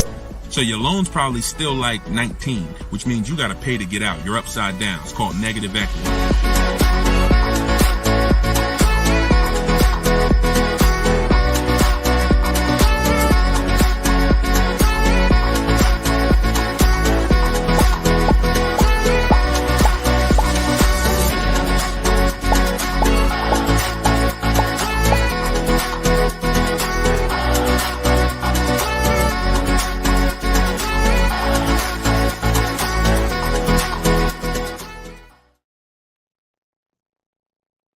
What's going on? What's going on? Welcome everybody to Wednesday, 12 noon car shopping Q&A. This is episode 5. We do these live shows 12 p.m. We're not going to usually be doing Wednesday, but I said, you know what? Let's throw in a special 12 p.m. Wednesday. So we are actually live. I know some of you may watch the broadcast because we do rebroadcast these lives, but this is actually live, and we're going to be taking questions right now. So as you come in, if you could hit the share button and tag a friend. I'm just getting us up on TikTok right now. I got to make sure I keep people out who are under 18. So come on in. I'm going to share this. If you don't know me, if this is your first time seeing a show with me, type the number 1. Type the number 1 if this is your first time. Welcome back to people who have been here with us in the past or on previous shows. My name is Deshone the Auto Advisor. I spent 14 years in the car business, 5 years with Mercedes, 5 years with General Motors. And now what I do is I show people who want to learn how to car shop from home and how to save more money from home than they're ever going to save in a dealership. So I'm the author of the book, the digital book, Cars from Home, 7 Steps to Saving Time, Money, and Avoiding Dealerships. And I'm also the creator of the Cars from Home video library, which is a step-by-step video platform. But anyone who's on here for the next 30 minutes, you can get a copy of my new book, Cars from Home, in my TikTok bio at 75% off. It's normally $97, but for 30 minutes, you can get it in my TikTok bio for 75% off, Instagram bio for 75% off. Or you can go to deshonesbook.com in the Facebook comments or in the YouTube comments. But let's get busy. Get your copy for 75% off. Everything I'm going to be talking about on this show, once again, this is live. It's Wednesday. This is a 12 p.m. noon show. So for those of you who may have seen the broadcast, this is actually live, so we can start typing our questions in. And my man Dolan's going to pull those questions in as you guys type them. And we're pulling questions from TikTok. We're pulling questions from Instagram. Shout out to TikTok. Y'all can start typing your car shopping questions, and let's get busy. What's up, Mike? What's up, Fancy Girl? What's going on, Crows fam? I see you back. Good to see you. What's up, Manly Snacks? Good to see everybody coming in on TikTok. And as you come in on TikTok, can y'all start tapping the screen? If you're going to spend 10, 15 minutes with us, start tapping the screen, shooting those likes up. And then my man Dolan is going to bring in the first question when y'all type it. So Instagram, make sure y'all typing. Sometimes Facebook and YouTube, we notice y'all are a little slow. We need y'all to get a little faster because TikTok always types their questions fast, and Instagram usually types their questions fast. But Facebook, y'all got to get a little faster with y'all questions. So we know that y'all going to step up today and start getting your questions in. All right. I see one that came in from JC. You want to pull that one up, Dolan? On YouTube? Okay. Our best deals, are they made from the comfy confines of our home, or should we hammer it out at the dealership going toe-to-toe, jab for jab with the salesman, finance, and sales managers? Well, you have no leverage when you're face-to-face with someone. And leverage is what gets you good deals. Leverage is what, oh, we up to 500 likes on TikTok already. Shout out to y'all. Keep tapping the screen. Appreciate y'all. And tag a friend. Everybody bring your friends over. They need this just as much as you do. So what JC from YouTube just asks is it better? He's basically saying, am I gonna lose something by not being in the dealership face-to-face with a car salesman? You know, am I losing something? And it's a good question, but you're losing something by being there. And let me explain why. You're losing something by being there because your leverage in a negotiation, it comes from you talking to other people and having other offers. Let me give you a real example so that you can really understand that. When people are negotiating for your business, you're going to save the most money without trying. You go into the supermarket.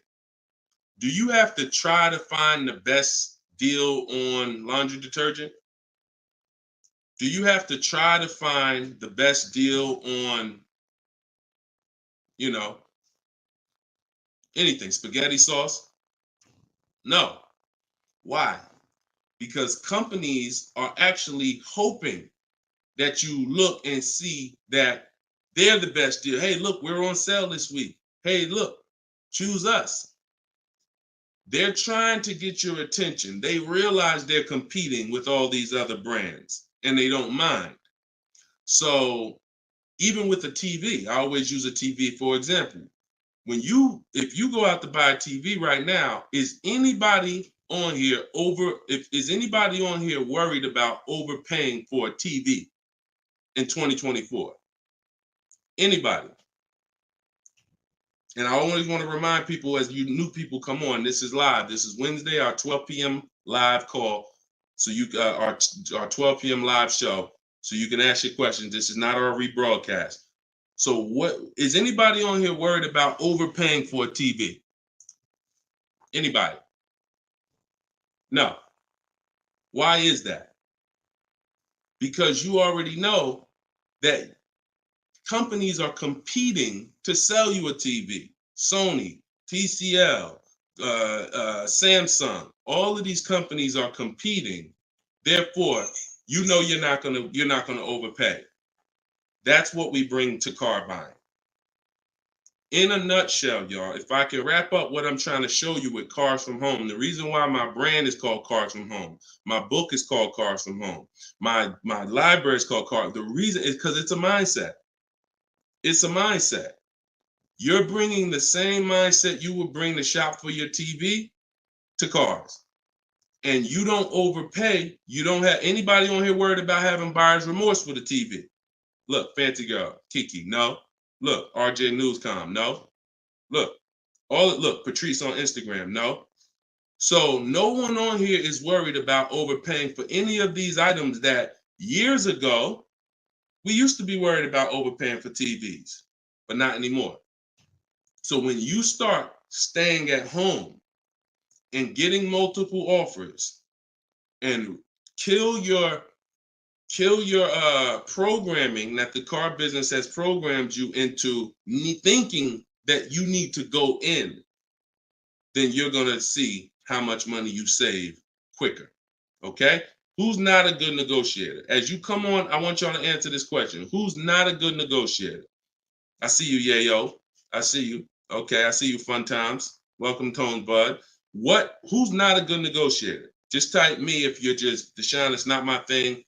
I'm not really, look, Crow's fan. No, I'm not. What's up, Tom? Julia? So all of these, look, John C on Facebook. No. William on TikTok. No. All of these people are not yet. Danny on Instagram. So what I want to tell y'all is you no longer have to think you need to be a good negotiator to win with buying cars. You're going to start making people negotiate with each other. And that's multiple offers.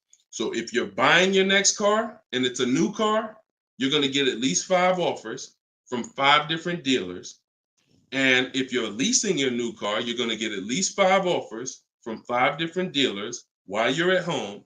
And if you're buying a used car, you're going to stay at home. You're going to look at the entire used car market on all the marketplaces. I teach 8 marketplaces. You need to be everywhere a used car is. These are like if you were buying a TV, to continue to use that example, you wouldn't just be on Walmart.com, but not be on Amazon. You wouldn't skip Best Buy. You wouldn't skip PC. Wherever there's a TV, you would be. It's the same thing. And y'all are going to save more money than you've ever saved, easier. This is how you take control and have your confidence, and you are empowered. Okay? So that's the answer to your question, JC. You don't lose by being at home making dealers bid. You lose by being in dealers going one-on-one. Okay, great question. Shoot the next one up, Dolan. All right, this one is Mr. Martinez on TikTok. Do they require a credit check with the request? Now, that's a good question. They'll make you think they do.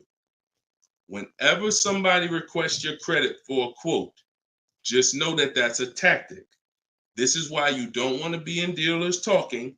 Remember this rule. Never talk numbers for a car in the dealership. Okay? Never talk numbers in the dealership. You want to only test drive the car. Now, it's a little different with a used car. New cars, leases, never talk numbers in the dealership because you have no leverage there. It's continuing to go back. You have no leverage inside the dealership. Now, when you are requesting your quote, you're going to the dealership site. In my book, my book is called Cars from Home, 7 Steps to Saving Time, Money, and Avoiding Dealerships. Everything that I'm teaching y'all is out of one of those 7 steps. Now, when you get to the point where you're getting offers, we're not using third-party websites because dealers pay for those leads. We don't want dealers paying any extra money to a company to get in touch with us. We want to go direct to dealers' websites. This takes 20 minutes. If you do it my way, you're going to the dealer's website. In my book, I have a link to the dealers, each brand. You put your zip code in and it'll pull up all the dealers. Now, as you go to these dealers' websites, you're doing a copy and paste. Copy and paste. And now, what are we saying in that first message? What we want, what we're looking for, when we can purchase. We're not talking about numbers yet. We just want to see who has a car. Now, once we see who has a car, now my strategy that I like you to start using, and some of you who have my book, you've used it already, is the 25 to 5. 25 to 5 is when you're connecting with 25 dealers online, and the goal is to get 5 offers. So, and the reason why we get 5 offers is because 80% are overpriced. So 4 of those 5 offers are usually going to be overpriced. That's when you know you did it right. So when we're getting our quote request, one dealer might say, oh, I can't do it without credit. One of the things we say when we're requesting quotes for a lease is assume tier 1. Now, for those of you who are purchasing, not leasing, you're going to request quotes all in, taxes, fees, everything in. Now, there are people who are going to try to knock you off your game. Some of you know, if you have my book, I have scripts for everything they're going to say, because I used to have to use these templates. You're going to hear stuff like, oh, we need you. When can we get on the phone? Can we just have a quick phone call? My script for that is, I'm going to be handling my whole process from home. I'm only going to be talking to the person who actually makes the best offer.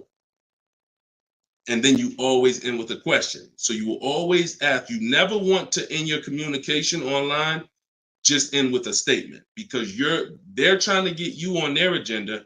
You're trying to keep them on our agenda, which is, you're either going to let me know what car you have. Do you have a car that matches what I want? Second, once I confirm you have a car that matches what I want, can you give me an offer for it? That's what we want. And everything we do is to stay on that agenda. Does that make sense? When you're leasing and you're buying new cars, you have to have an agenda, because, again, I'm trying to teach you, I want you shopping with strategy. I've been doing this, helping people since 2021. We've helped over 8,000 people, probably 6,000 with my book, another 2,000 with our video program. So this, we know, works. I'm not telling you something that I'm hoping works for you. You just have to do it. But what you're going to have to do is stick to the agenda and realize that my only two purposes is to find out, does a dealer have a car that matches what I want? And can you make me an offer on it? That's it. And now I have scripts in my book that do that. For all of you who just came on, this whole show is sponsored by my new book, Cars from Home. And you can get your copy for 75% off. It's normally $97. It's a digital book, because I need to update it as things change in the market. And if you got a print book, if I printed a book and now I mailed you a book, now you got the book and it works now, but when you go to use it a year from now, some things may change, some websites may change and whatnot. Now you got to buy another book. So this book is a one-time, you get upgrades as I upgrade it, and I probably updated it at least 4 times since I launched it.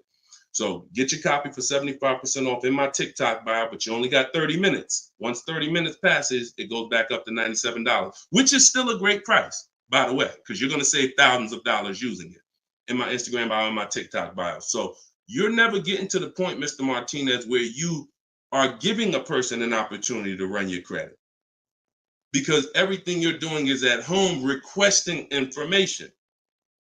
So as long as you get into the business of being at home, writing and requesting prices and seeing which dealer is going to offer you the car for the best price, you're never going to be in a position where you need to be giving your credit, because there's no reason. And if you give your credit, you really fell for the game, because now they locked you into them, which is the goal. So no reason for everybody, no reason to give credit to give somebody our credit to get an offer. All right, go ahead, Dolan. Next one.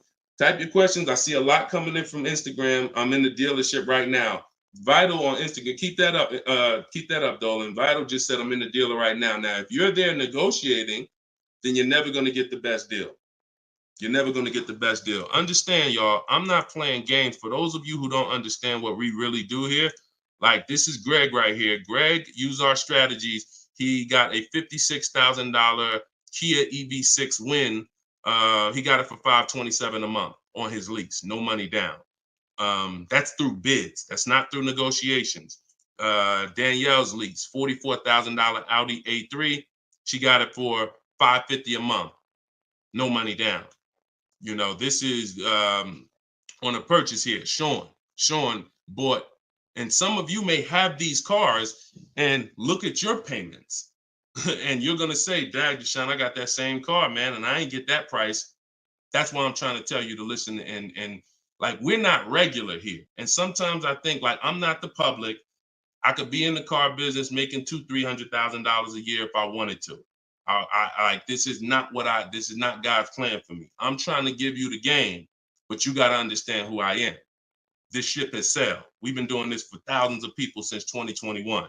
If you just now here and you just finding me and you haven't used my stuff yet, like, you missed it, but understand, don't keep missing it. This Sean, he got this F-150 Lightning XLT $73,000 truck, brand new truck. He saved over $20,000 getting bids my way. And the people who learn from me, they're never going back to the old way. They're never going back to negotiating and dealing. It only take one time for you to use what I'm telling you and see how quick you buy cars and see how much money you save to realize, oh shoot, I'm never going back to that old way of car shopping again. All right. So if you want to do it, you need to leave that dealership. Unless you're just there to test drive, that's different. So Instagram. Considering leasing a car, but feels like it will keep me constantly having a car payment if I choose to keep leasing at the end. Could you please explain the strategy to leasing versus financing? Absolutely. So when you're leasing, so this is a great question. Somebody said, look, if I lease, I'm going to always have a car payment. That's absolutely true. And so there's two totally different ends of the spectrum, y'all, when we look at how we acquire cars and get the best deals on them. One is a lease. My goal is to drive a new car, always under warranty in most cases, except if I'm a high mileage driver. I'm paying pennies on the dollar compared to somebody purchasing like that same car that Greg got. He's paying $527 a month. That same vehicle would be, it's a $56,000 car. That same vehicle will be $1,000 a month on the car note, at least on a 6-year car note. So I'm paying pennies on the dollar. I just had somebody today, he's going to pick up a brand new Kia Telluride. He got a payment of in the 400 range of $42,000 Kia Telluride. Once he negotiated it, he decided he was going to put $2,500 down because he wanted his payment where it was. But he already had a ridiculously low payment. It was like a 1.1% lease deal on a Kia Telluride. I told him, I said, you know that same Kia Telluride, $42,000, that would cost about $800 a month to purchase? He said, yeah, I know. I used to buy one. I used to buy mine. He actually had one. It got totaled. So he knows how much he was putting into that vehicle before he actually figured out he's not an 8-year person. So if you're not keeping your cars 8 years, you should be shopping for aggressive lease deals because it's pennies on the dollar. And we shop with bids because it's easy. It's fun. We're in control. And that's the way we do it. Now, the other side of the spectrum are long-term vehicles that are going to be what we call a keeper. If anybody who has a keeper in their household, type a K. If you have a vehicle in your household right now that you've had for more than 8 years, type a K. Type a K. Type a K. As you come in, y'all, if you're on Instagram, could y'all hit that paper airplane? It looks at the bottom of the screen. It allows you to share this broadcast with your friends. And could everyone who shares, could you share this broadcast? It does help. It matters. And I'm never going to stop asking for it. And I'm never going to stop appreciating the people who share. I appreciate you guys. And your friends will appreciate you more than anything, more than even I appreciate you. When you tag a friend who doesn't know me and they're car shopping, they'll appreciate you more than even I appreciate you. So, okay, all right. So we got John on on Facebook. We got Michael. We got hold on, let me see. Acura MDX. Rob Korn got an Acura MDX on Instagram. He's had it 195,000 miles. So these are what we call Derek on TikTok, Donald on TikTok. These are what we call keepers. These are vehicles that, someone asked a question about understanding if I always have a car payment, if I lease, can we please explain the strategy of leasing versus financing? I just told you the benefits of leasing. Now, all those benefits come at a price. Now, the other side of the spectrum is the long-term keeper vehicle where now we have outlived depreciation because the unseen expense is the one that's killing you. The unseen expense is depreciation. When you buy your car today for $30,000, tomorrow it's not worth $30,000, right? Tomorrow. You can buy a car today for $30,000 and bring it back to the dealer tomorrow. They're not just giving you your $30,000. You've lost money in one day. That's depreciation. Now you can sit that car outside your house and you can have that car. You don't drive it 1 mile. You never even touched it. And you go out there and a year later, is it worth $30,000? No, right? You never told, but Deshone, I didn't even drive it. But you understand, it's not worth $30,000 anymore. It sat there for a year. Now it's probably worth $24,000. That's depreciation. So some of you have been trained to think, oh, well, I buy my cars because I don't want to pay for the mileage. What I'm trying to get you to understand is when you understand depreciation, you're going to see not only do you pay for the mileage, whether you buy or lease, you pay for the car whether you drive it or not when you buy. Does that make sense? Type clear if y'all are clear so far on this, on these principles. Because it's bad information that's been fed to you for all these years that, oh, you know what? I like to drive as much as I want. Oh, I like to do everything and I don't want to pay for mileage, so I'm going to buy. But what you're seeing now is, oh, shoot. If I drive no miles, my car's worth less. If I drive average miles, my car's worth even less. If I drive high miles, my car's worth even less. Depreciation. It's the unseen expense. So now our goal with purchasing the right way and picking whether I'm going to shop for great lease deals or whether I'm going to be a long-term keeper is to avoid where the depreciation loses us the most money. The most money. Look, right here, 3, 4, 5, 6 years, you're losing the most money. This is when you don't want to have bought your car and replaced it, because you're losing thousands and thousands of dollars every year. And now many of you have been taught it's okay to switch cars while you're in here, dropping. But going back to the keepers know, all right, I'm switching cars when my value is like this, my depreciation. So all of you who said out there that you got a car that you've had for 8 years, 10 years, 12 years, now you're gonna, here's what proves to you what I'm saying is true. The keepers, which is why I'm trying to get you guys out of that middle, all you 3, 4, 5 year people, 6 year, 7 year people that do not lease. You don't keep your cars long enough to outlive this depreciation, but you don't lease. You're losing the most money by far, thousands and thousands of dollars every car you buy in resale value, because you flip cars, try to trade them in while you just lost thousands and thousands of dollars. So on the other end, those of you who said, Deshone, I got a keeper outside, if that car today is worth $5,000, a year from now, it's probably going to be worth $4,800. That means you're no longer losing value like this. You're only losing value little by little, and you've outlived the depreciation. So your goal when understanding should I lease or buy is like, Deshone, okay, how do I avoid this? Well, if you're not keeping your car 8 years, you should be shopping for leases. Everyone who told you otherwise was wrong. I'm not going to say they were malicious, but they were incorrect. And unfortunately, I call them confidently incorrect. Dangerous. Being confident and incorrect is dangerous to you and others and everyone who's going to listen to you. So I'm telling you the truth based on numbers, that shopping for lease deals is here. If I'm not keeping my cars 8 years, I need to be shopping for great lease deals.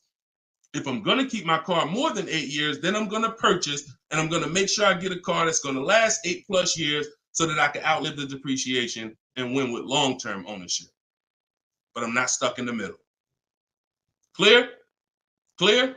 Everybody clear before we move to the next question? JC said, my man hitting on all cylinders. I appreciate you, man. This is what we do, man. I've been doing this since 2006, man. I'm not new to this. I've been helping people save money on cars and make dealers bid for their business since 2021.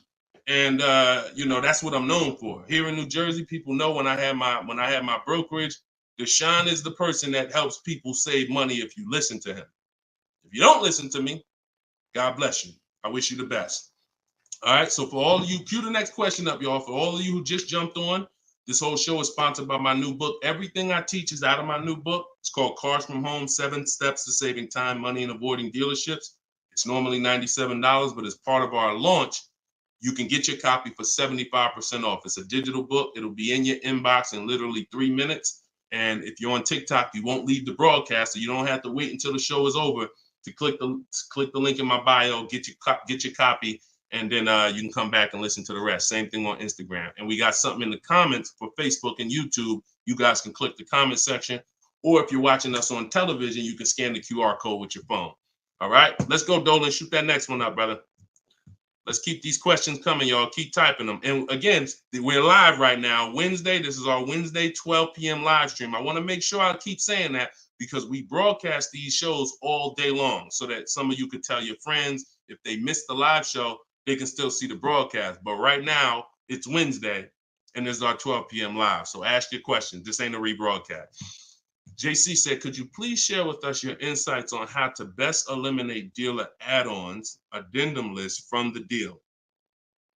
Example, windows etching, low jack, nitro in the tires, Scotch guard. Okay, you name it, whatever. I always say this, and I have a video that has done well. It's been seen by several people, and it says we don't negotiate with dealers with fake fees. You can see, what I need you to know is 80% of dealers are overpriced. 20% are trying to beat their competition, and they don't mind competing. These are the best people in the world. These are the people you want to find and buy from. But there's 17,000 new car dealers in this country. There's 100,000 used car dealers in this country. Somebody tell Isaac on TikTok that we just answered that question. So if there's 17 million new car dealers in this country, 17,000 new car dealers in this country, and 100,000 new car dealers, used car dealers, and 80% are overcharging, then you need a strategy to find the 20%. That's another reason why you cannot walk into a dealer and think you're going to get your best deal, because you don't know. You have a much higher chance of finding an 80% than you do a 20%. Does that make sense? It's more than likely when you walk into a dealer and you request a quote, or you request an info, even the dealer that you've been buying from, they're going to say, it's more than likely you're dealing with an 80% dealer, just based on the sheer numbers. It's not 50-50. And like I said, I've worked with 8,000 people since 2021. We have the data to show this is not 20% is who you're looking for. That's who we're looking for. So what we do is we need to sort for them. We're not looking to walk in. We're looking to stay at home and sort for them. The 80% are going to do what the 80% do. To answer your question, JC, I'm not interested in getting an 80% dealer to take off their fees, because that's not what they do. Thanks, Carter's dad. That's not what they do. They charge fees. People pay fees. People who walk into them and buy the old-fashioned way. Your friends. Some of my friends who don't know me, most of my friends know me though now. So, pretty much everyone that knows me in real life uses what I teach. But some of your friends, pretty much any of your friends that ain't doing what we teach, they're out there walking into dealers. And the 80% are going to do what the 80% do, as long as people keep paying it. As long as people, all right, man, well, look, you're going to have to take some of that off. It's made up to begin with. So how do I win if you're taking off $2,000 of fees you made up, and then I think I won? How's that a win? So the tactic is, the worst kind of people are going to start so high. It's called padding the deal. So when you walk into the dealership, I'm padding the deal if I'm the worst kind of person. If I'm somebody who I bounce from dealer to dealer, I make a lot of money, but my customer service scores are low, but I make a lot of money, so I always have a job. Now what I'm going to do is, you're going to sit down, and I'm going to say, all right, which car are you looking for? Which car are you looking for, Diana? All right, Miss Roberts. All right, here's what we're going to do. Okay, so it's going to be working out about $650 a month. All right. Shoot, that seems kind of high. Here's the problem when you're in a dealer. You don't even know if $650 was the right starting point. Maybe the real starting point was supposed to be $550. But I'm going to start you at $650 because I know psychologically you need to think you won. See, pay attention to this. Pay attention to what I'm telling you. Selling you a car, the way the car business has programmed you, it's not about you winning. It's about making you think you won. It's a psychological game that car salespeople are trained heavily for. So when you come in and I tell you it's 650, or when you look at that car and you see it and you're like, the window sticker says 42, but when we sit down and I say, okay, we got this fee and we got that. All right, so asking price is 45,700. And you're like, wait, but the window sticker says 42. But yeah, these are the add-ons that we have.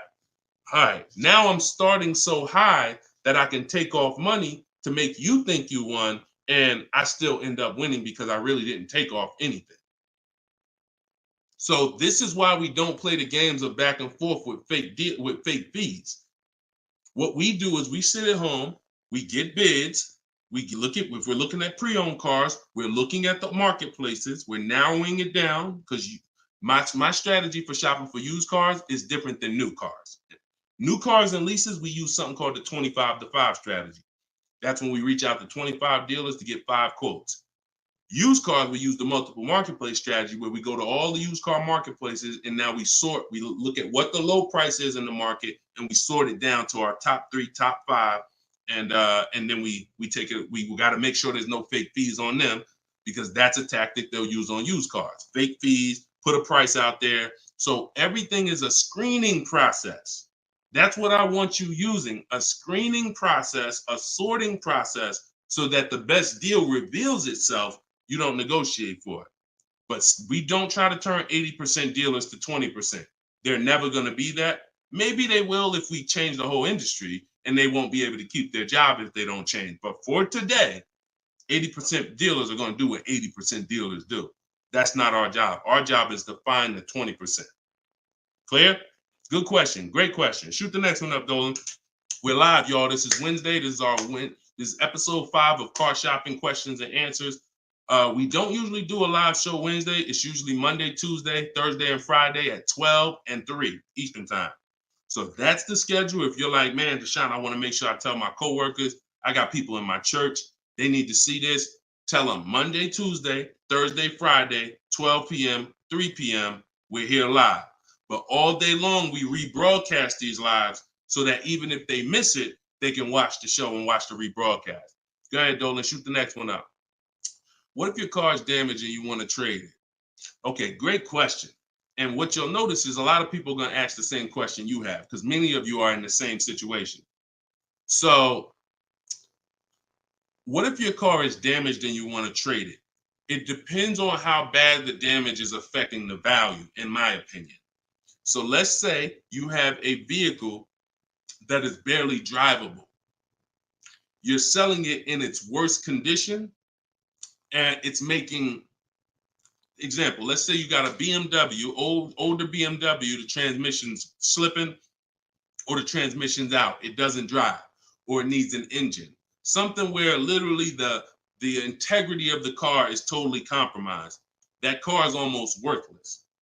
That car is going to be worth $500, $1,000, depending on the year, the mileage, $1,500. Meanwhile, if you put a used transmission in, this is why I'm an advocate. I preach you should always have a great local mechanic, a great local service shop in town that you use when your car has no warranty left. You must have this if you truly want to win, because these guys are usually 30, 40% of what a dealer is going to charge, because they don't have that overhead. So what I'm doing, if I got an older BMW, no transmission, a Nissan, no transmission, I'm going to get a transmission from a salvage yard to get a used transmission, a used engine, pay $2,500, drop that in, and then sell the car like that. And I can tell you that that's what my father did. Like, my father bought a GMC Envoy 2009, maybe 4 years after he bought it in 2013. So it was 4 years old when we got it for him. Then maybe 3 years after that, the engine went. So he got a used engine. He's been driving that car since like 2017 with the used engine, and he's getting ready to sell it, and he'll probably get $4,000 or $5,000 for it on Facebook Marketplace, because he's a low mileage driver. So you see how literally he could have went from switching a car when it was in its worst condition taking a loss for it versus investing the right money with the right person, getting the right engine, right transmission, drives it for a couple more years, and then can still pull a couple $1,000s out of it. Y'all clear? Y'all see how? Y'all see how? Type dollar signs if you understand that. That's the win right there. Not taking the loss and saying, all right, let me just get out of this car, it doesn't drive, and just taking the L. Big financial loss. Now, if you don't have major damage, then I wouldn't say fix it. If you're gonna go and you got a couple nicks on the car, then it might cost you $500-600 to get the nicks touched up, but then the value of the vehicle only changes by $500-600. So it was really a wash. You put 500 out, the car's worth 500 more. You want to only repair stuff that when you spend the money, you get double back what you spent. I put 2,500 in, it increased the value of my car by $5,000. And that's typically my opinion and my rules on how I like to operate when it comes to damage. Yes, I'm actually live right now. And why is your name the Auto Advisor? We got the Auto Advisor on TikTok. Go ahead, shoot the next one up, Dolan. All right, this one from YouTube. Alberto Romo. My car has some equity. Dealer called me if I want to trade it for a new one. Car has less than 30,000 miles. Should I do it? Who's getting calls from dealers right now begging them to come in and look and let them buy your car? Who's getting calls? Who's getting emails? Who's getting letters right now from dealers? Fancy Girl Kiki said me. You're getting calls. You're getting calls. You're getting emails. You're getting letters. Hey, Ruben, we'd love to buy your car right now. Hey, Isaac, we could get you out of your car early. Come in right now. A lot of you, right? I see a lot of you. The reason that's happening, look, he's saying lock on Instagram, me. So the reason this is happening, y'all, is because they're depending on you letting the dealer be your first offer for your car. Now, see, dealers know they're getting outbid right now. They're not able to buy as many cars as they used to because people are getting used to, I mean, it's almost a curse word in my book. We don't use this word. We don't use the word trade. And some of you who have seen me in the past, you know we don't use the word trade. There's only one scenario where we need to trade, and that's if we have too much negative equity. The reason why we don't trade is because trading is not a bidding system. There's 3 transactions that you've been trained to give to a car dealer. One is buying a car from them. That's its own transaction. I bought a car from you. The second is getting the loan from them. That's another transaction. I got a loan from you, because there's other companies out there that only give loans. They don't even care if you buy a car. They don't sell cars. They give loans. That's a clue that there's money in the loan business. Now, the third transaction is people who want to buy your car. When you give your car to the same dealership, you gave them your old car, that's one transaction. You gave them your loan, that's another transaction. And you gave them the purchase of a new car from them. That's 3 transactions. And most times you didn't get bids on any of them. That's how you're losing money. You're probably losing $2,000 here, probably $1,500 on the loan, and then maybe another $1,000, $1,500 on your car that you gave to them. Hidden money. See, I'm not just here to teach you how to car shop from home the right way, strategically using my system. I'm also here to reveal to you the hidden money that you haven't seen in your car deals. So you got to stop doing combining transactions. That's why we don't trade. We get offers in my book, step 2. My book is 7 steps. Everything I teach is 7 steps. Those 7 steps won't change. First step is most important question. That's leasing versus buying. How many years you keep in the car? Second step is equity assessment. I need to get offers for my current car, my current lease, see if I have any equity, see if I can break even, or see if I have negative equity. Third step is deal structure. I need to find out how much this car is supposed to cost if I get a deal on it. I'm budgeting for a deal. See, we don't budget based on how much I could afford. I'm budgeting, I'm looking at a car if I'm going to lease and saying, if I'm leasing, this is what a good deal would be on this car. I'm budgeting if I'm purchasing, this is how much I'm coming up with. Watch this. Many of you go in and I only want to spend no more than $500 a month. Or hey, I only want to spend no more than $30,000. You end up spending $570, or you end up spending $31,500. Or they say, hey, yeah, we got you to $30,000, but what about the taxes? All right, well, I guess I'll just put that on a credit card. So you end up going over budget because you shop with your max budget in mind. We never shop with our max in mind. We shop with multiple goals below our max so that we always, no matter where we land, we're under our max budget. That's step 3. Step 4, we do something called shopping, not buying. We don't mix the two with my system. Shopping is deciding what you want. Buying is step 5 when we go into the market and we start getting offers on what we want. But when you get to step 5, you're in the market getting offers. Step 6 is paperwork and protection. All that paperwork that you need to know. All right, do I need this product? Warranties, all of that is step 6. And then step 7 is delivery. So everything I'm teaching you falls under one of those 7 steps. And I'm trying to get you to use a system instead of winging it. If you don't wing it, you'll be fine. But step 2, Alberto, is the equity assessment, where you're getting offers to find out what your car is worth. You can give the dealer an opportunity later to beat it, but you need to know. That's why we don't respond to those. Hey, come on in. Let me look at your old car. Let me buy your old car. Hey, come on in. Let me see. You need to call your bank for a payoff, and you need to go to CarMax, Driveway, Carvana, Kelly's Blue Book Instant Cash Offer, AutoNation, Sell My Car, Car Google, Sell My Car. Take you 20, 25 minutes to do your equity assessment, and you got real cash offers that you'll know if I have equity in my car, and you'll know these people can cut me a check in an hour. And now let me go prepare to shop for my replacement car because these companies already bid on my old car. Type clear if y'all are clear on that. That's the equity assessment. That's my 7-step system. That's why my book is called Cars from Home, 7 Steps to Saving Time, Money, and Avoiding Dealerships. All right. All of you could get a copy. You could get your copy for 75% off. It's normally $97, but as part of our launch, you can get it in my TikTok bio for 30 minutes for 75% off. Once the timer goes back up, once the timer expires, it's back up to $97. So get your copy before the timer runs out. Same thing with Instagram. Go to my Instagram bio. You'll have it 3 minutes and you come back to the show. And if you're on Facebook or YouTube, we got links in the comment section for you. All right. Great question, though. Look, go ahead. Shoot the next one up, Dolan.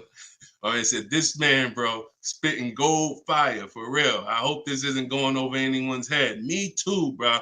Listen, me too. Keep that question up. Fancy girl Kiki from TikTok.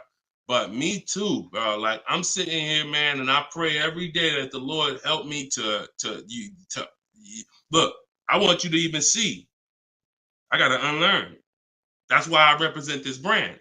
I got to unlearn. Like, I have been programmed, and the people who programmed me have actually programmed me because they make more money by me staying programmed. So some of you, it's unfortunate, are not going to spend $24.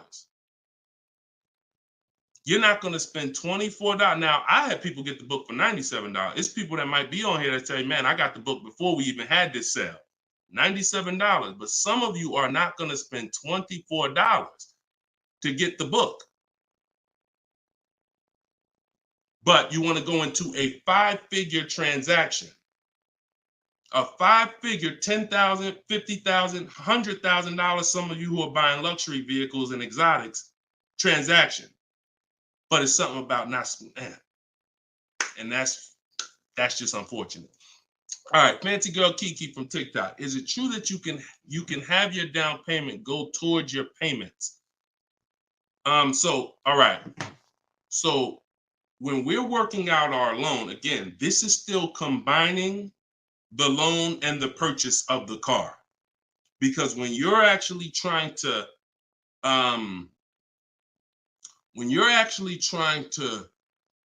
figure out and hope your down payment goes towards the payments and actually goes towards the car versus you basically just giving it to the dealership or maybe losing it to, not going to the car, you're mixing. Because when we're shopping, we have loan. When you buy your car, if I'm financing, right? Give you an example. When I bought my Infiniti truck, I'm shopping for the car. Once I get the car, now, and I use my perfect budget calculator. It's in my book. It's a calculator I created. See, that stuff I can't even explain on this show. I can't explain how a calculator that I created works. It's a surprise when you get there, when you're reading and you're like, oh, this is a calculator. I've never seen nothing like this before. I know, because I made it. And I got like 5 of them in there. So, but when you're trying to do what it does, I can tell you how to do this manually to some degree. When you got to know what you can spend. That's why we have that budgeting exercise where in order for me to be at a $450 a month payment, I can't get any more than a $22,000 loan. If I get more than a $22,000 loan, then I'm going to have more than a $450 payment.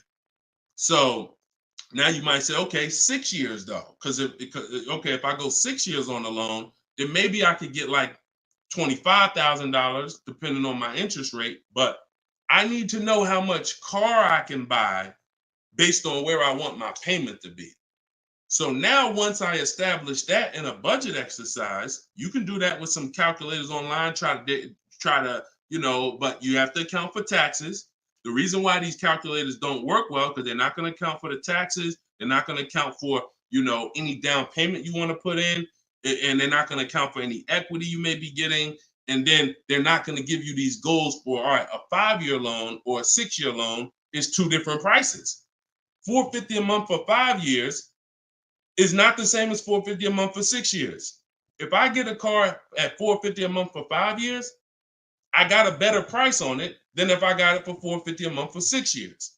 So these are the things that you kind of got to have in your budget so that all right, this is how, because it does me no good to know that I could go and spend $35,000 on a pre-approval. What does that do? How does that equate to what I can actually spend? I don't want to spend $35,000. That's a $700 a month payment. So, but once you establish the budget on how much I can spend, now you go find the car. So I'm shopping for the Infiniti, and I'm shopping knowing all of these cars are within my budget. Now, when I actually get the car, now what I'm doing is going and I'm finalizing my loan and having multiple dealers, multiple banks and credit unions give me offers for my loan. Everyone can run my credit with a hard pull because I'm within the rate window where it's not going to affect my credit negatively. It's only going to weigh as one hard pull. I know you have heard, oh, don't let all these people run your credit.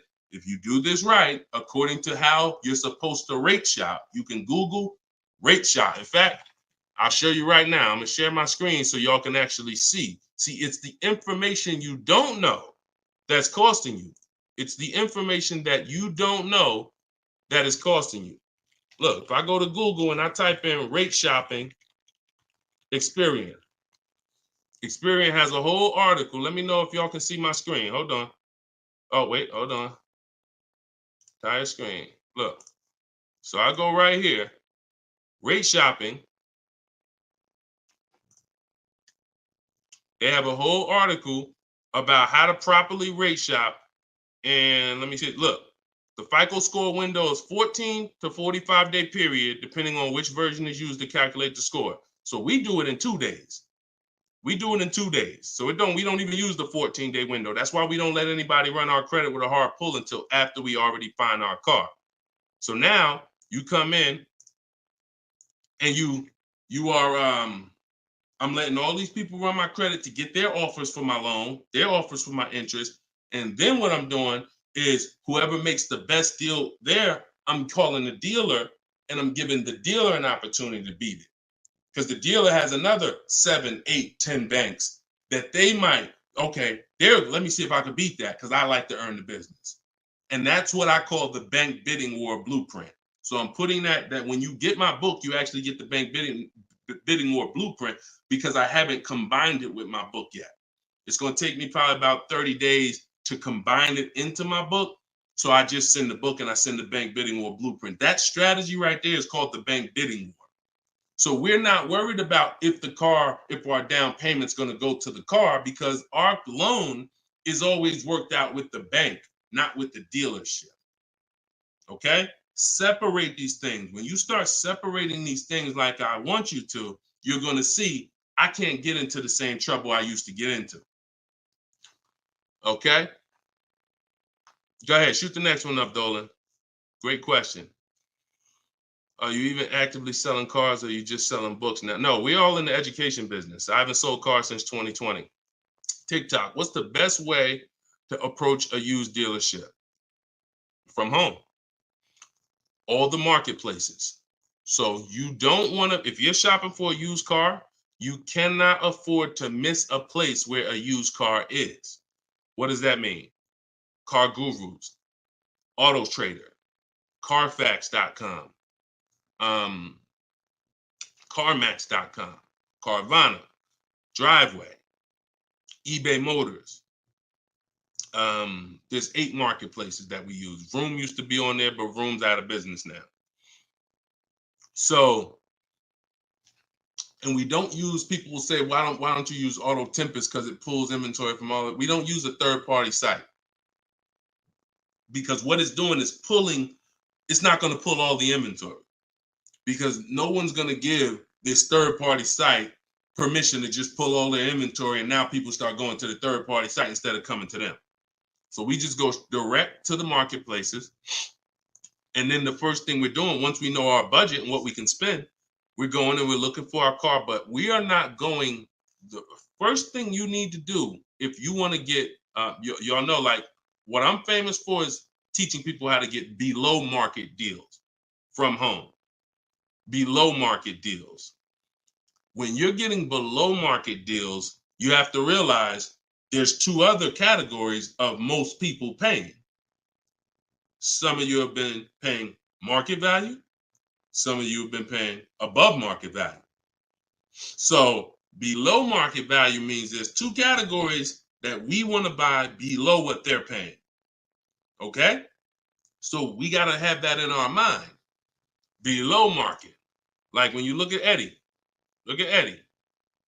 This is 2023. This was last year. Still coming out of low inventory. He got a 2023 Camry hybrid. And the hybrids last year, they were on fire.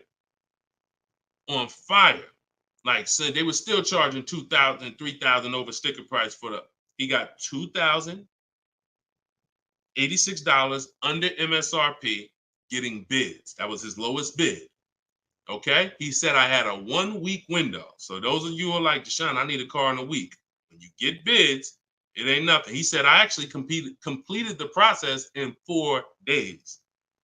So below market deals where people are paying sticker price and they think they won. You know what? Hey, you know what? The best deal is, at least I didn't get a markup, sticker price. Now, let's get back to approaching the used cars. When we open up when we get in used cars. Oh, wait a minute, yo, banana dad, you funny, man. So when we get in used cars, so our goal before we could get a below market used deal, we have to know what the market prices are. So when we open up those marketplaces, the first thing I want you to do is look and sort from lowest to highest prices on all of them. Lowest to highest prices. Well, the first thing we actually do is start an account. You want an account because we want to get alerts of all new inventory. So we start an account on all the marketplaces that we can start an account on. Now we're going to look and sort from lowest to highest, and we're going to look and see what the low side of the market is. Low side of the market, low side of the market. Now I might say, okay, the low side of the market is about 22, 23. If you're doing it right, you're always going to have prices that are $3,000, $4,000, $5,000, $6,000 more. If you don't see that type of spread, you're not doing it right. So now we know this is the low side of the market. Now here's what comes with the low side of the market. Bad Carfaxes, frame damage, salvage titles, sketchy history, Damaged cars, that's good. That's what comes with it. What we're looking to do is see where those cars are priced at, and we're looking to be right above them.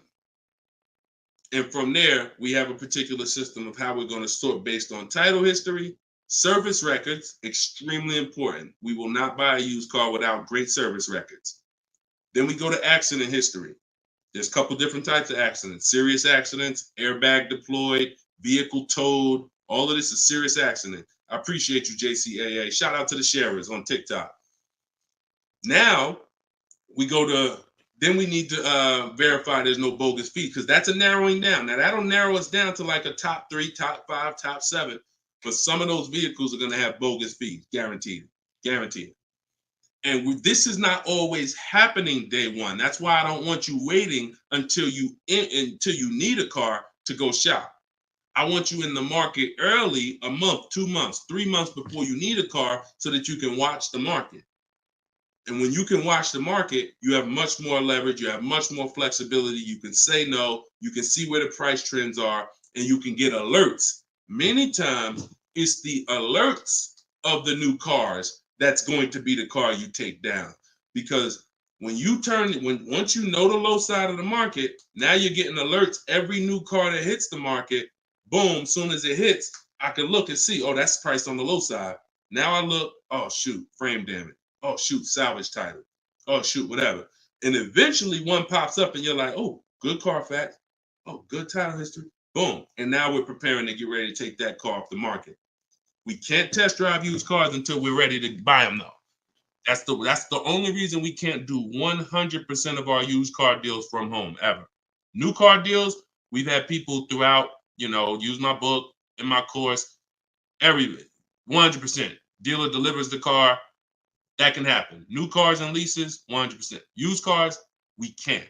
You must go to the dealer. You must see the car. You must drive it. And then that's when you're taking that deal across the finish line right then and there. Okay? That's a overview of what I call my multiple marketplace strategy.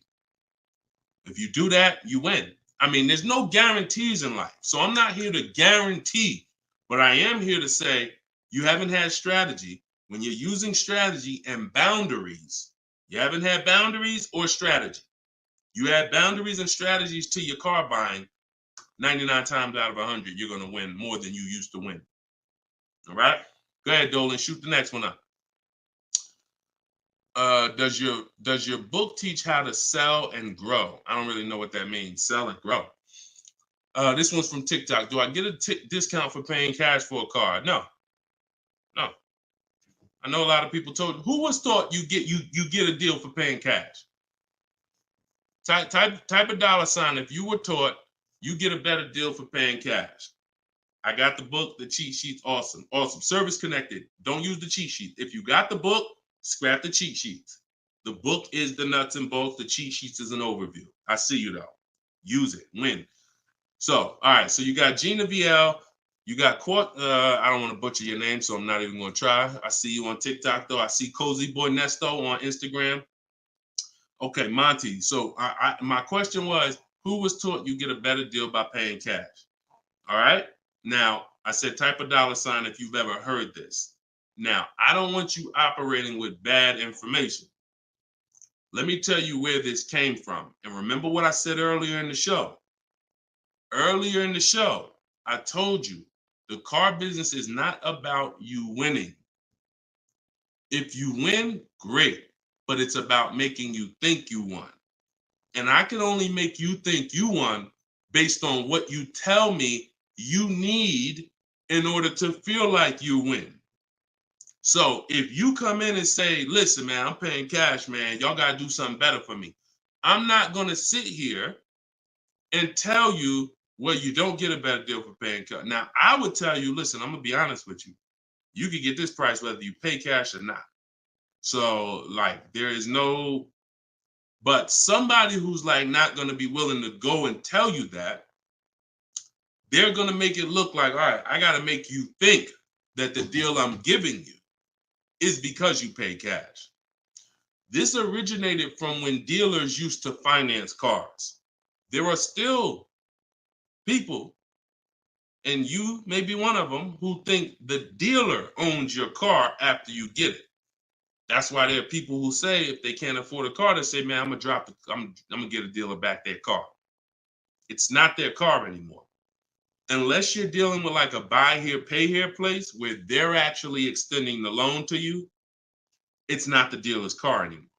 But back in the past, dealers used to extend loans. They would hold the financing. So if you offered them all the money up front, it was an incentive for them because they knew it guaranteed they get the money now. And it also saved them interest. It saved them, if they were holding the note, then they're still technically paying for that car. And they're like, okay, I could save you another $1,000, $1,500 because you're going to give me all the cash up front. It's not like that anymore. It's not. It literally from the time you leave, the dealership is funded in full in hours. Like by the time you drive off, wire transfer, the dealer is funded for the car.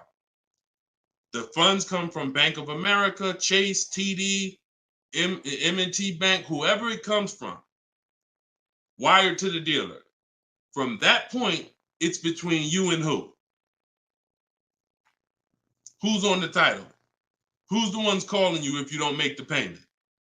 Who's the one setting up the car to be taken if you don't make the payment? It's not the dealer, right? It's the bank. So it's always between you and the bank from that point, which is why you don't get an exactly life experience. You're not getting a better deal paying cash. And that's just because that's the way it's set up. Now, the rare exception that you may see, and this doesn't happen a lot, sometimes there's like a low interest rate. Like when I was with General Motors, we might have like all right, you could get 0% interest, or you could get a $5,000 rebate. Only on a new car though. But you can't do both. So if you had somebody who could pay the cash, maybe if they save more money by taking the rebate than they would if they were to take the loan. So in which case, you're not getting a better deal because you're paying cash. It's just an incentive to, you're getting a rebate. But so those are these are very rare circumstances. So I just don't want you going in and telling you that you heard that from me. And I'm just telling you that's the truth. Like that is the truth. And when you really look at how banking works and how dealerships work and the fact they don't own the car, you'll understand there's no incentive to you paying cash at all. And if you're not investing your cash, see, I want you to also think about what you're doing with your money. Because if you want to pay cash, God bless you. Pay cash. Interest rates are high. Put as much down as you can. Pay cash. Get the loan out of there as fast as possible. You're paying 6, 7, 8, 10%, 12%. Get the loan out of there. Pay it off or make a large down, only finance a small portion of the car. But if the rates are low, which at some point we do believe rates will be low again, or I always tell people in the bank bidding war, you got to check, see if there's any special interest rates. There might be 0%, might be 1%, 2%. So if those instances exist, there are people who your money's invested. You're getting 8% on your money. You're getting 6%. You're getting 10%. You're in real estate. You're getting 15%. It makes no financial sense to take that money that's earning money for you out and put it into a car that is going to lose money for you. That $20,000, $50,000 you put in the car is going to be worth half of that in 3 and 4, 5 years. 5 years, it'll be worth half. So these are the things I talk about. I don't believe in one size fits all car advice, y'all. That's why I'm always saying it depends on this situation. If you're this type of person, if you're keeping your cars 8 years, you should be buying. If you're not keeping your cars 8 years, you should be selling. You should be leasing. A lot of people think, okay, Deshone, you talk about leasing a lot. I talk about leasing for people who are not keeping cars 8 years because they've been taught that they should still be buying. But I'm putting you in the strategy that's custom to your life versus what you've been hearing, which is people telling you, hey, do what I do. Only buy used cars, pay cash for them. Now, that's your situation. So anyway, so all of this is out my book. Cue the next question up, Dolan. We got a couple more minutes and then we'll wrap. All of this is in my new book, Cars from Home. It's called 7 Steps to Saving Time, Money, and Avoiding Dealers. Normally $97. You can get your copy for 75% off for 30 minutes. It'll be $24. And everything I teach is in there. You know, everything that my video my students in my video course have had, my coaching. This is the same 7-step strategy that we use to get these below market deals. And I've been showing them throughout the show. So if you just jumped on, like we've been showing these deals throughout the show. All right. Go ahead, shoot the next one up, Dolan. How can we eliminate dealer ad? Oh, we did that one. Yeah, we did that one from YouTube with the dealer add-on. This one's Dakota from YouTube. I have a Malibu Chevy, still drives good. However, the dealer's banged up as well as a few scratches. The door is banged up as well as a few scratches. I mean, if it's cosmetic, if it's banged up, I won't worry about the few scratches because the few scratches is really what's normal. And you know, people expect you to have normal wear and tear on the car.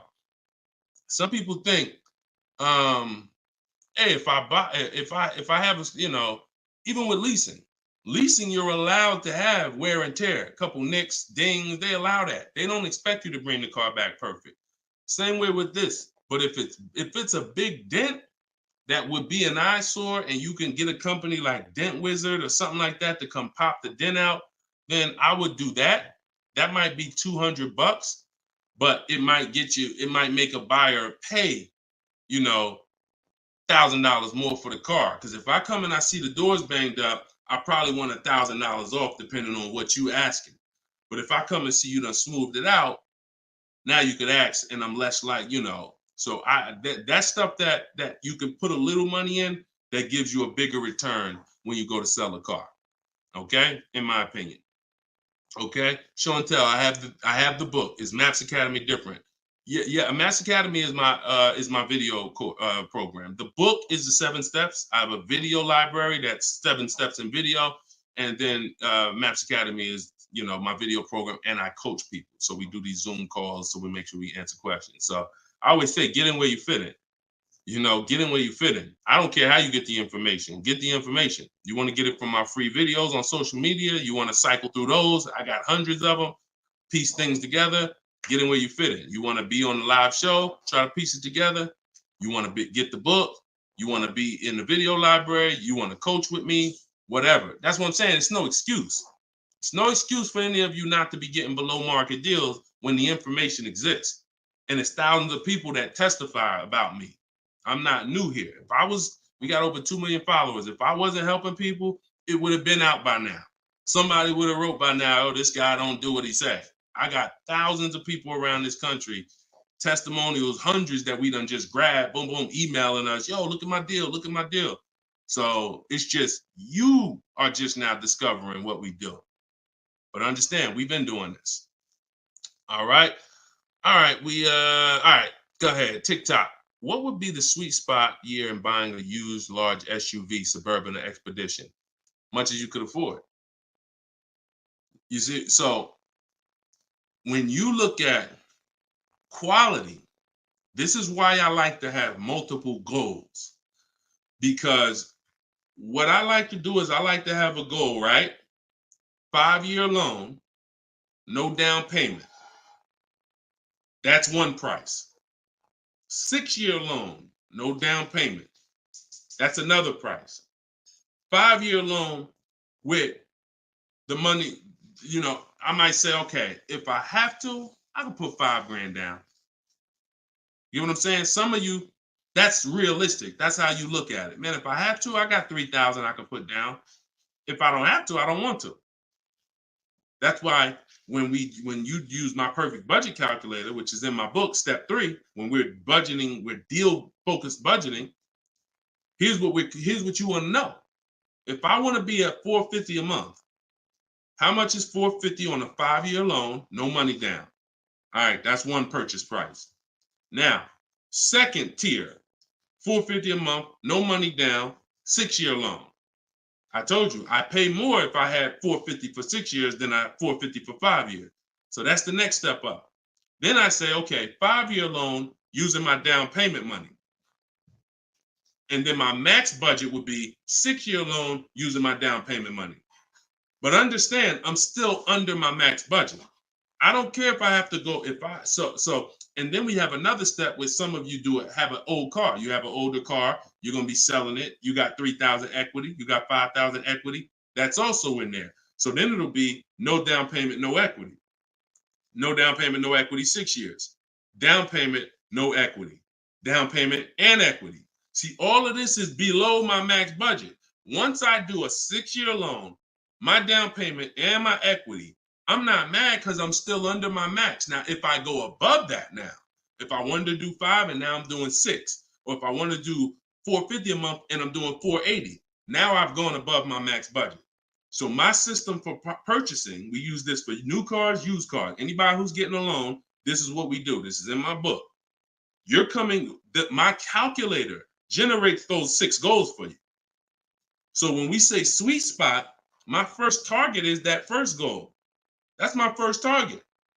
When I went shopping for my Infiniti, I was looking for a car under that first price. Couldn't find it. Jumped up to the next tier. Couldn't find it. Jumped up to the next tier. And it was my 4th goal is where I found this one at. But I still had like $4,000 or $5,000 more that would have kept me below my max budget. So that's how you want to do it. Shorter loans, no down payment. Longer loan that I'll take is 6 years. I never recommend anything longer than 6 years. And then we start adding those resources that we have to it. And then once we tap out at the top, that's our max budget. 6-year loan, the most down payment money. And then if I have any equity for my car, I'm putting that all into the deal. And then as long as I find a car in any of those, and that's usually like a $10,000 to $15,000 spread, depending on, how much resources you got. That's a couple $1,000s right there. So that gives you the room to bump yourself up without letting a car dealer bump you up over your budget. All right? That's why it's called the perfect budget calculator. And I invented it. All right? Praise the Lord. Listen, I appreciate y'all. We've been on for about 1 hour and 15 minutes. We do these shows live Monday, Tuesday, Thursday, and Friday. Wasn't going to do one today, but you know what? I said, it's Wednesday. Let's jump on. Let's do a live. Let's get some questions. Let's get as many as we can. But this is what we do, y'all. You could tell your friends 12 o'clock and 3 o'clock, Monday, Tuesday, Thursday, Friday. You can meet me live on any of my platforms, Facebook, TikTok, Instagram, or YouTube. And we'll be doing this live Q&A to make sure you guys get what you need to save money and get below market car deals. That is the goal. So for those of you who like Deshone, I appreciate the show, but I want everything in one spot, man. I don't want to even have to come back to this show anymore. That's all in my new book, Car Shopping. It's called Cars from Home, 7 Steps to Saving Time, Money, and Avoiding Dealerships. You can get it for 75% off in my TikTok bio. It'll be in your inbox, and everyone who gets a car, who gets a book, right when you purchase, I give you a support email. So on that last page, you'll see a support email. If for some reason I don't give the support email out to the public because people just be emailing me with questions and all that, I don't do DMs. I don't do none of that because we got too many people to be doing DMs and all of that. Once you purchase this book, you get a support email. If for any reason your book doesn't arrive in 5-10 minutes, check your spam, check your junk folder. But if it's not there, then email us at support and we'll make sure we get you a copy right to you. All right. So use this information, get your book for 75% off. You won't pay the full $97 in my TikTok bio, in my Instagram bio, or in the comment section on YouTube or Facebook. We got a link in the comments for you, or you can scan the QR code. But that's what we do, y'all. Below market deals. That's the goal. Keep unlearning, keep relearning. I appreciate you. All right. See y'all on the next live.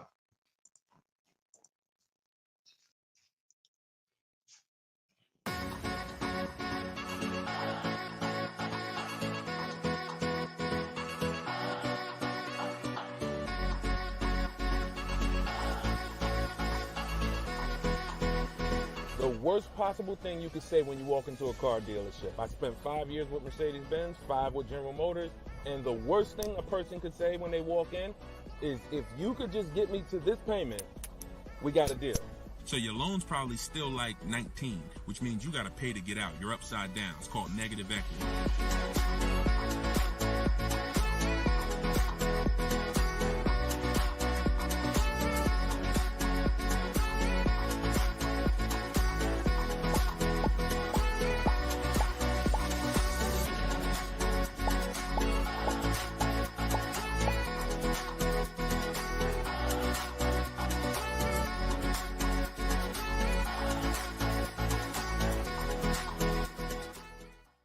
NY Gail, welcome everybody to episode 6 of Car Shopping Questions and Answers. I am your host, Deshone, publicly known as Deshone the Auto Advisor. We do these shows Monday, Tuesday, Thursday, and Friday live at 12 p.m. Eastern Time and 3 p.m. Eastern Time. So I know some of you may see our live rebroadcast. That's for you to tell your friends about. That's when you can't make the show, you catch the rebroadcast. But those are the times that we're live. If you don't know me, I'm the author of the digital book Cars from Home, 7 Steps to Saving Time, Money, and Avoiding Dealers, currently rated 4.94 on Goodreads.com. So thank you to everyone who has reviewed the book, the digital book.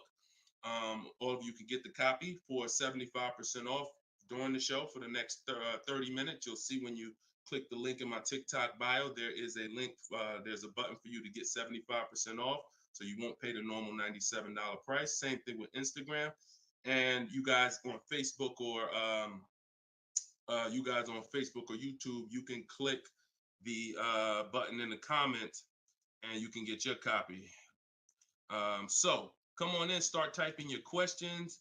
We do this, we do rapid fire Q&A. I see a lot of people coming on the TikTok, and we got Dolan pulling questions. So no matter where you're watching us from, type your questions and we're going to pull them into the live show and we'll get them answered right now. All right.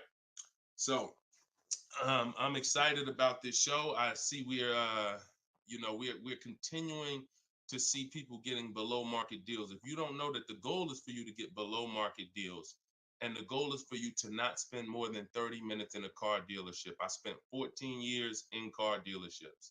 So you're not learning from somebody who's just like you. I'm just like you in that, I buy cars, I lease cars. That's the way we're similar, but I'm an insider. I'm an auto industry insider. My business for 14 years plus was in car dealerships. So start typing your questions. Let me tag everybody on Facebook and let's get down to business. Okay, whenever we get the first one, Dolan will put it up. Let me just tag my people here on Facebook. All right, there we go. Okay, what's up, Skinner? Good to see you. What's up, Angel? What's up, Jill, man? Good to see you. Yep, what's up, Jason? Great to see you. All right. Brother said he's been doing it. Oh, what's up, Auto Advisor? Good to see you. Absolutely. All right, y'all got to type fast. I know you probably, and try not to make your questions long. Try to get all your question in one shot, but try not to make it too long where it can't fit in. All right, this one's from TikTok. Isaac from TikTok said, best current APR rate for tier A1 credit. So the best APR is always going to come through getting bids. Now I know this is new. This is new to most of you. But getting bids is how you're going to get your best and guarantee your best car deal, your best loan. So I'm going to lay out this process we call the bank bidding war. And if you follow this step, you'll be able to have 10, 15, 20 banks and credit unions bidding for your loan. And then you'll be able to pick the best one. And the way you do this is extremely important, because if you do this right, then it's only going to have the same effect on your credit score as one hard inquiry. So think about what we're saying. We're going to allow multiple people to access our credit with hard inquiries, but at the end of this period, after we get our car, the weight on our score, the effect on our credit score is going to be one hard inquiry. So the first thing, there's 3 rounds in the bank bidding war. The first round is to always check and see if there's any special interest rates or special promotional rates that are being advertised for the car you're looking for. So let's just say you're shopping for a, Kia Telluride. You're gonna now check and see, is there any special interest rates? 0%, 0.99%, 1.99%. All of these rates are like a finance rebate. That means there's no bank or credit union that's gonna beat them. So this is the first round. So if we do get a special interest rate there's no reason for us to even shop for interest rates other than that. Because again, no bank, no credit union is beating 1.99, even 2.99. Now, here's what you have to check when we do that. How long is that loan? Because some people might give you 1.99, but it's only for 36 months. And some of us are not going to take a loan for 36 months because the payment's going to be too high. You might need a 5-year loan or a 6-year loan. So we're not just looking for if there's a special interest rate, we're looking for what is the term. Shout out to everybody coming in. This is our Thursday, April 18th, episode 5, live car Q&A. So we're actually live right now. This isn't a rebroadcast, so you can come on in and start typing your questions. And we're talking thousands over here, not hundreds. Okay, so that's round 1 of the bank bidding war. Now, let's just say we do that and there's no special interest rates. Now we're moving on to round 2. But round 2 comes after we find our car. So once you find your car, no one has touched your credit with a hard inquiry yet. Pay attention. You have not heard me say at any time hard credit pull at all. When you're shopping for your cars, no hard credit pull. Nobody's running our credit while we're shopping. Once we find our best deal, once we find a dealer that's going to sell us the new car for the lowest price, we lock up that car, usually with a deposit, reserve it. And now what we're doing is we're telling the dealership, I'm going to take this buyer's order. You're going to get a buyer's order. You're going to come home. And now you're going to now the second round of the bank bidding war is about to start. You're going to come home. You're going to call your bank if you have one, or your credit union. This is when you're going to let them access your credit. Because if you've ever tried to actually get a bank to tell you what the interest rate would be, like a pre-approval, many of them, and if you've experienced this, I want you to type a 1, many of them will say you need to have a car first, right? If you've experienced that type of 1, you call your bank, hey, I'm trying to get a pre-approval. They're like, okay, well, we need the information on the car.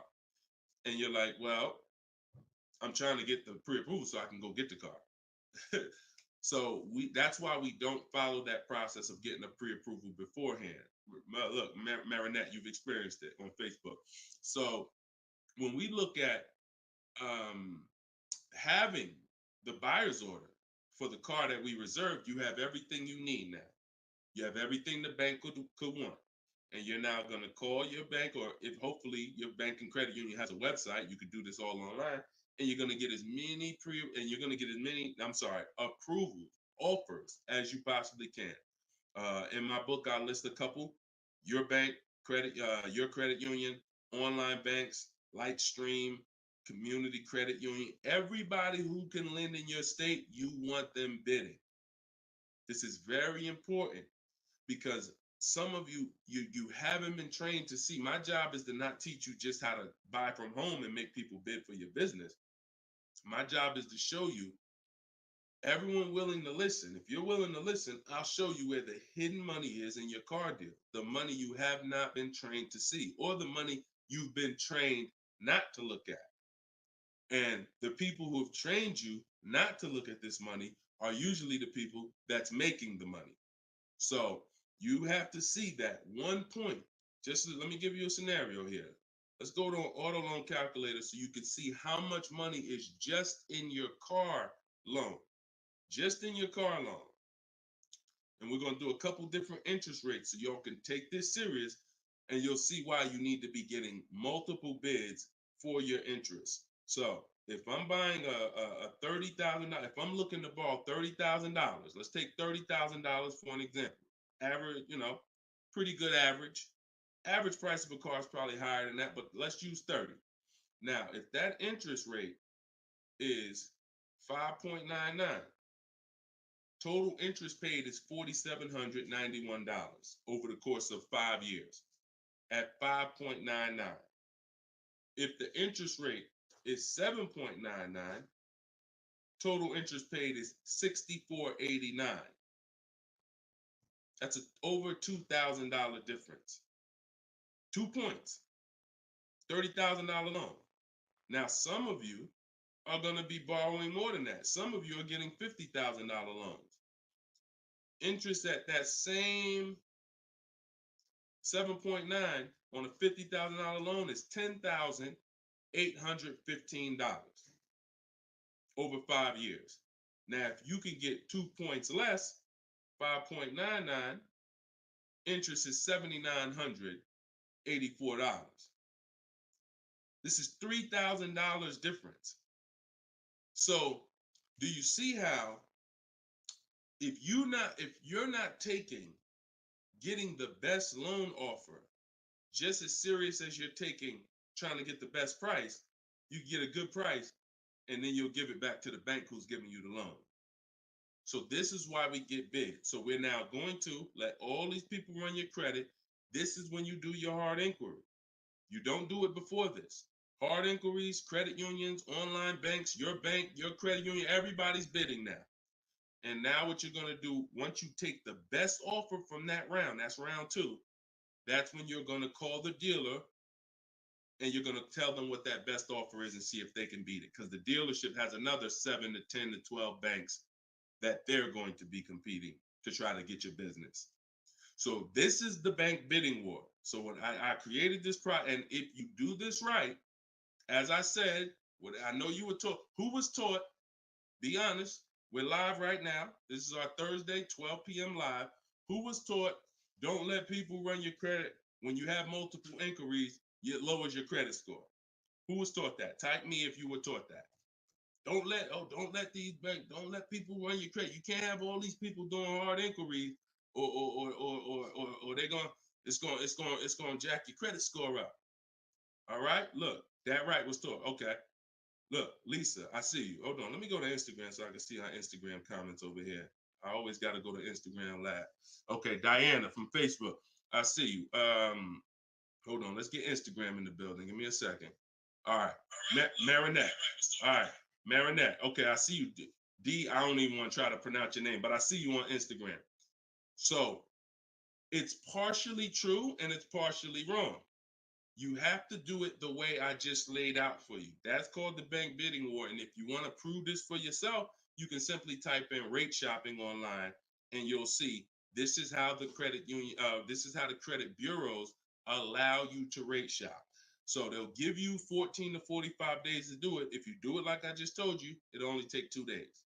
2 days. One day you're doing all your stuff at home. We're getting all our lenders at home to bid. The next day, we're getting the dealers to get their lenders to bid. And then we're making a decision on who got the best offer. So don't ask yourself. I never want you asking yourself. I never ask myself, did I get the best deal? That's a question of disempowerment. That's a question of weakness. We don't want that. What you should be saying is, following this process, I guarantee I got the best deal because I got offers from all these banks. I can't get offers from 15, 20 banks and not guarantee I got the best rate. The way you shop, or you've been taught to shop or programmed to shop, you're only getting offers from one bank, or you're just letting the dealer do it all for you. That's where your buyer's remorse comes from. That's where your skepticism about, did I really get the best rate, come from. So we won't know what the best rate is until we get all the bids. And that's how we do it.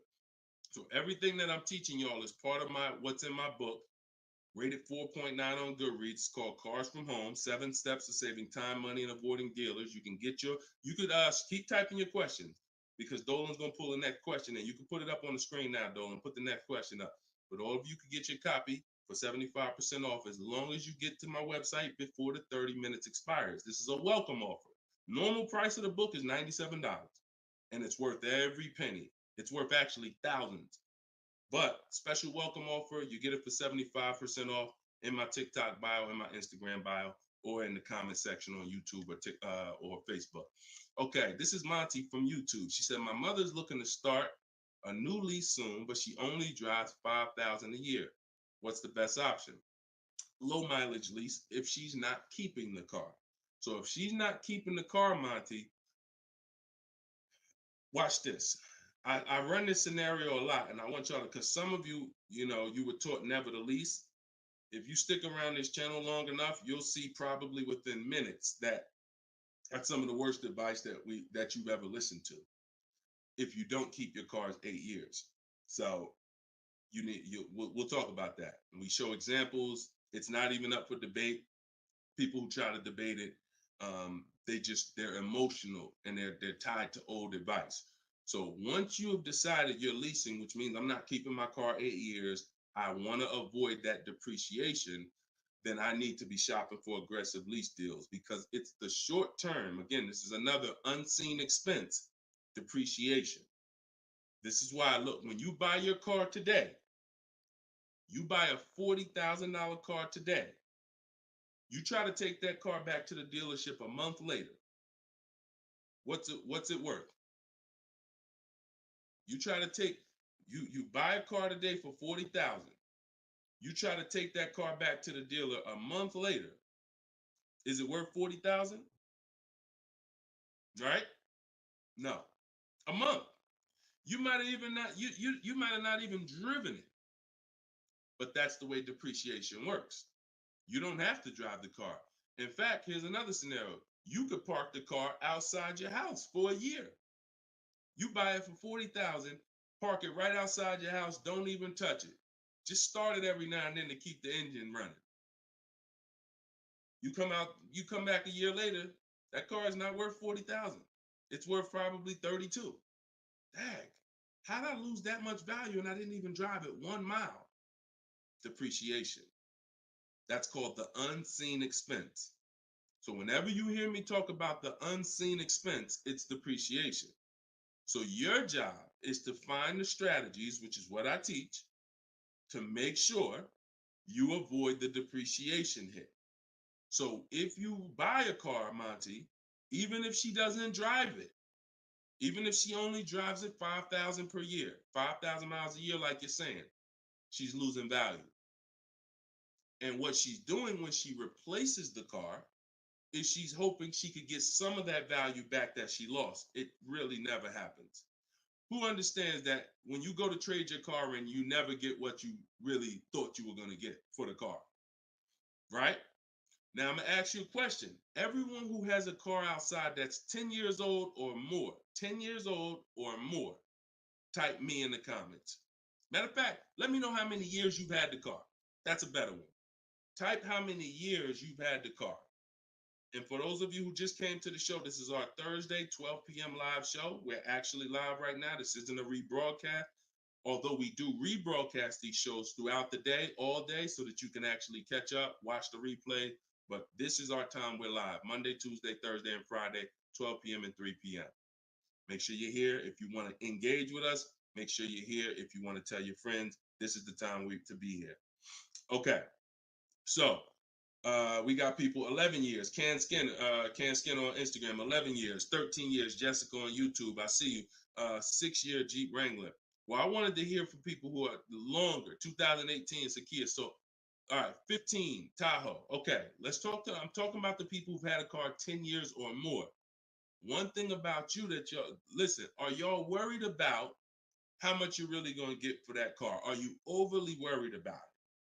Most of you are going to say, no, not really. It's worth a couple thousand, but you've used most of the value. You understand that? Look, Big Meek said I got 08 4Runner on TikTok.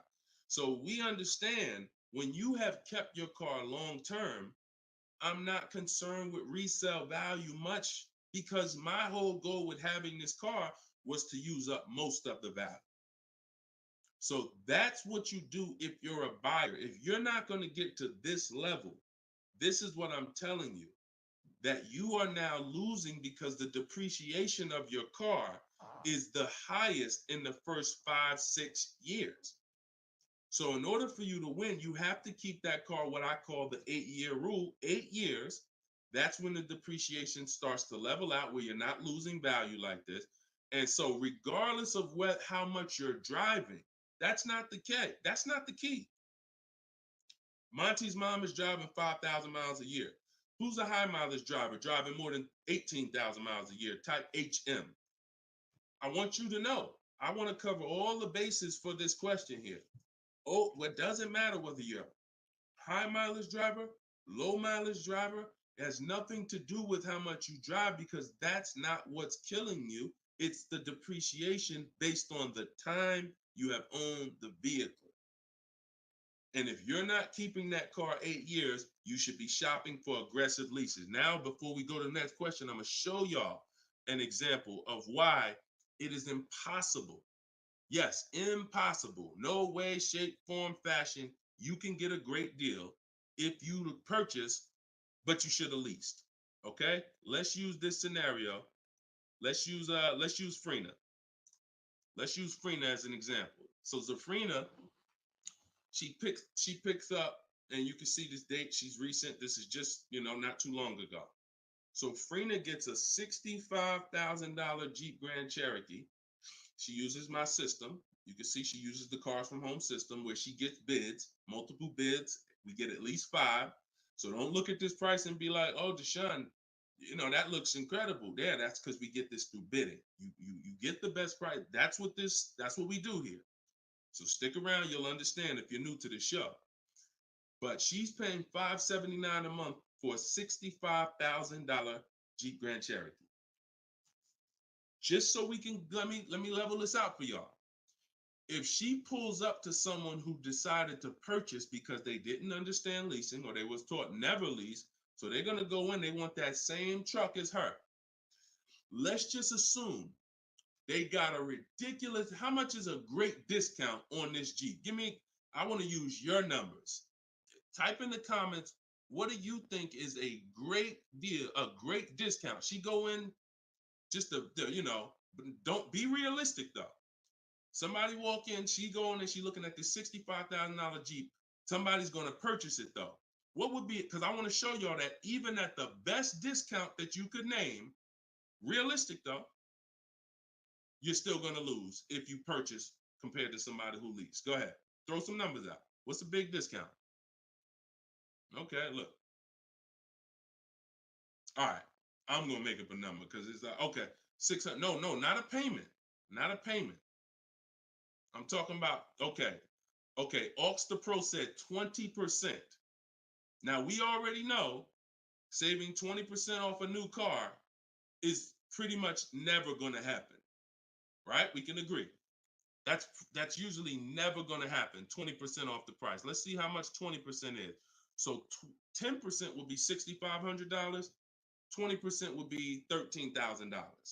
So let's say they knock $13,000, an impossible discount. Somehow we do something never been done before. They end up getting this car for $53,000. $53,000. Every $5,000 on a loan is how much per month, y'all?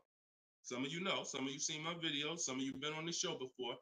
Every $5,000 on a loan is about how much per month? $100. Exactly. So let's do this math now. Continuing to drive this point home that there is no way for you to get a great deal when you purchase, but you should have leased. So the same person who just got this unbelievable, never gonna happen discount of 20% off a brand new car, $53,000, what's their car payment? $53,000, car payment's about $1,050 a month. $1,050 a month for 5 years. Let's just say they take another year on the loan. They say instead of a 5-year loan, let's take a 6-year loan. $900 a month for 6 years. Freena's paying $579. Is that sinking in? Type $ if that's sinking in. that, whoa, you telling me, Deshone, the same price that this person just got, and she got a ridiculous lease on it, she's paying $579 a month, even if a person got an never gonna happen discount. I literally just took what my man here on Instagram threw out, and he knew he was throwing out something crazy by saying 20%. Even with the 20%, payments $500 a month more than Freener got leasing it. Now let's do one more scenario here. One more. See, all of this is what I'm teaching. This is in my book. This is why the book is 4.9. Goodreads.com. Thank you to everybody who's reviewed the book, Cars from Home, 7 Steps to Saving Time, Money, and Avoiding Dealerships. One more scenario. Let's throw a used car in here. So we already looked at Freener's deal, brand new, great lease. Second, brand new, never gonna happen discount. Now let's throw a used one in there. Let's say somebody says, you know what? I'm looking for a hold on, I want to put that back up, Dolan. Let's keep that up because we're talking about this scenario. So please put Freener's deal back up on the screen, Dolan. Matter of fact, here, I got it right in front of me. All right. So we got third scenario here. Somebody now is saying, all right, I'm gonna find that truck used though. So instead of 65, good price on a used one. Let's say we find one that's like 40% off, 3 years old. Again, I'm using extremes to show y'all. So some of you are like, Deshone, if you're using extremes and it's this different, dang, I've been overpaying by not understanding leasing. Yep. I wish I had Dave Ramsey here. I wish we could get Dave Ramsey on the show. You know, I wish he was in the audience. I wish him, because unfortunately, look, shout out to Dave. I know he has the right heart, the right intentions, but he has the wrong information. He's what I call confidently incorrect. That means dangerous. You're dangerous. When you're confident and incorrect, you're dangerous to yourself and others. So now, used car, somebody gets this car, they knock 40% off the price, and they get one for like $40,000, $65,000 truck.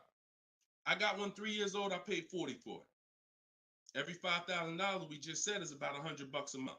40 payments, $800.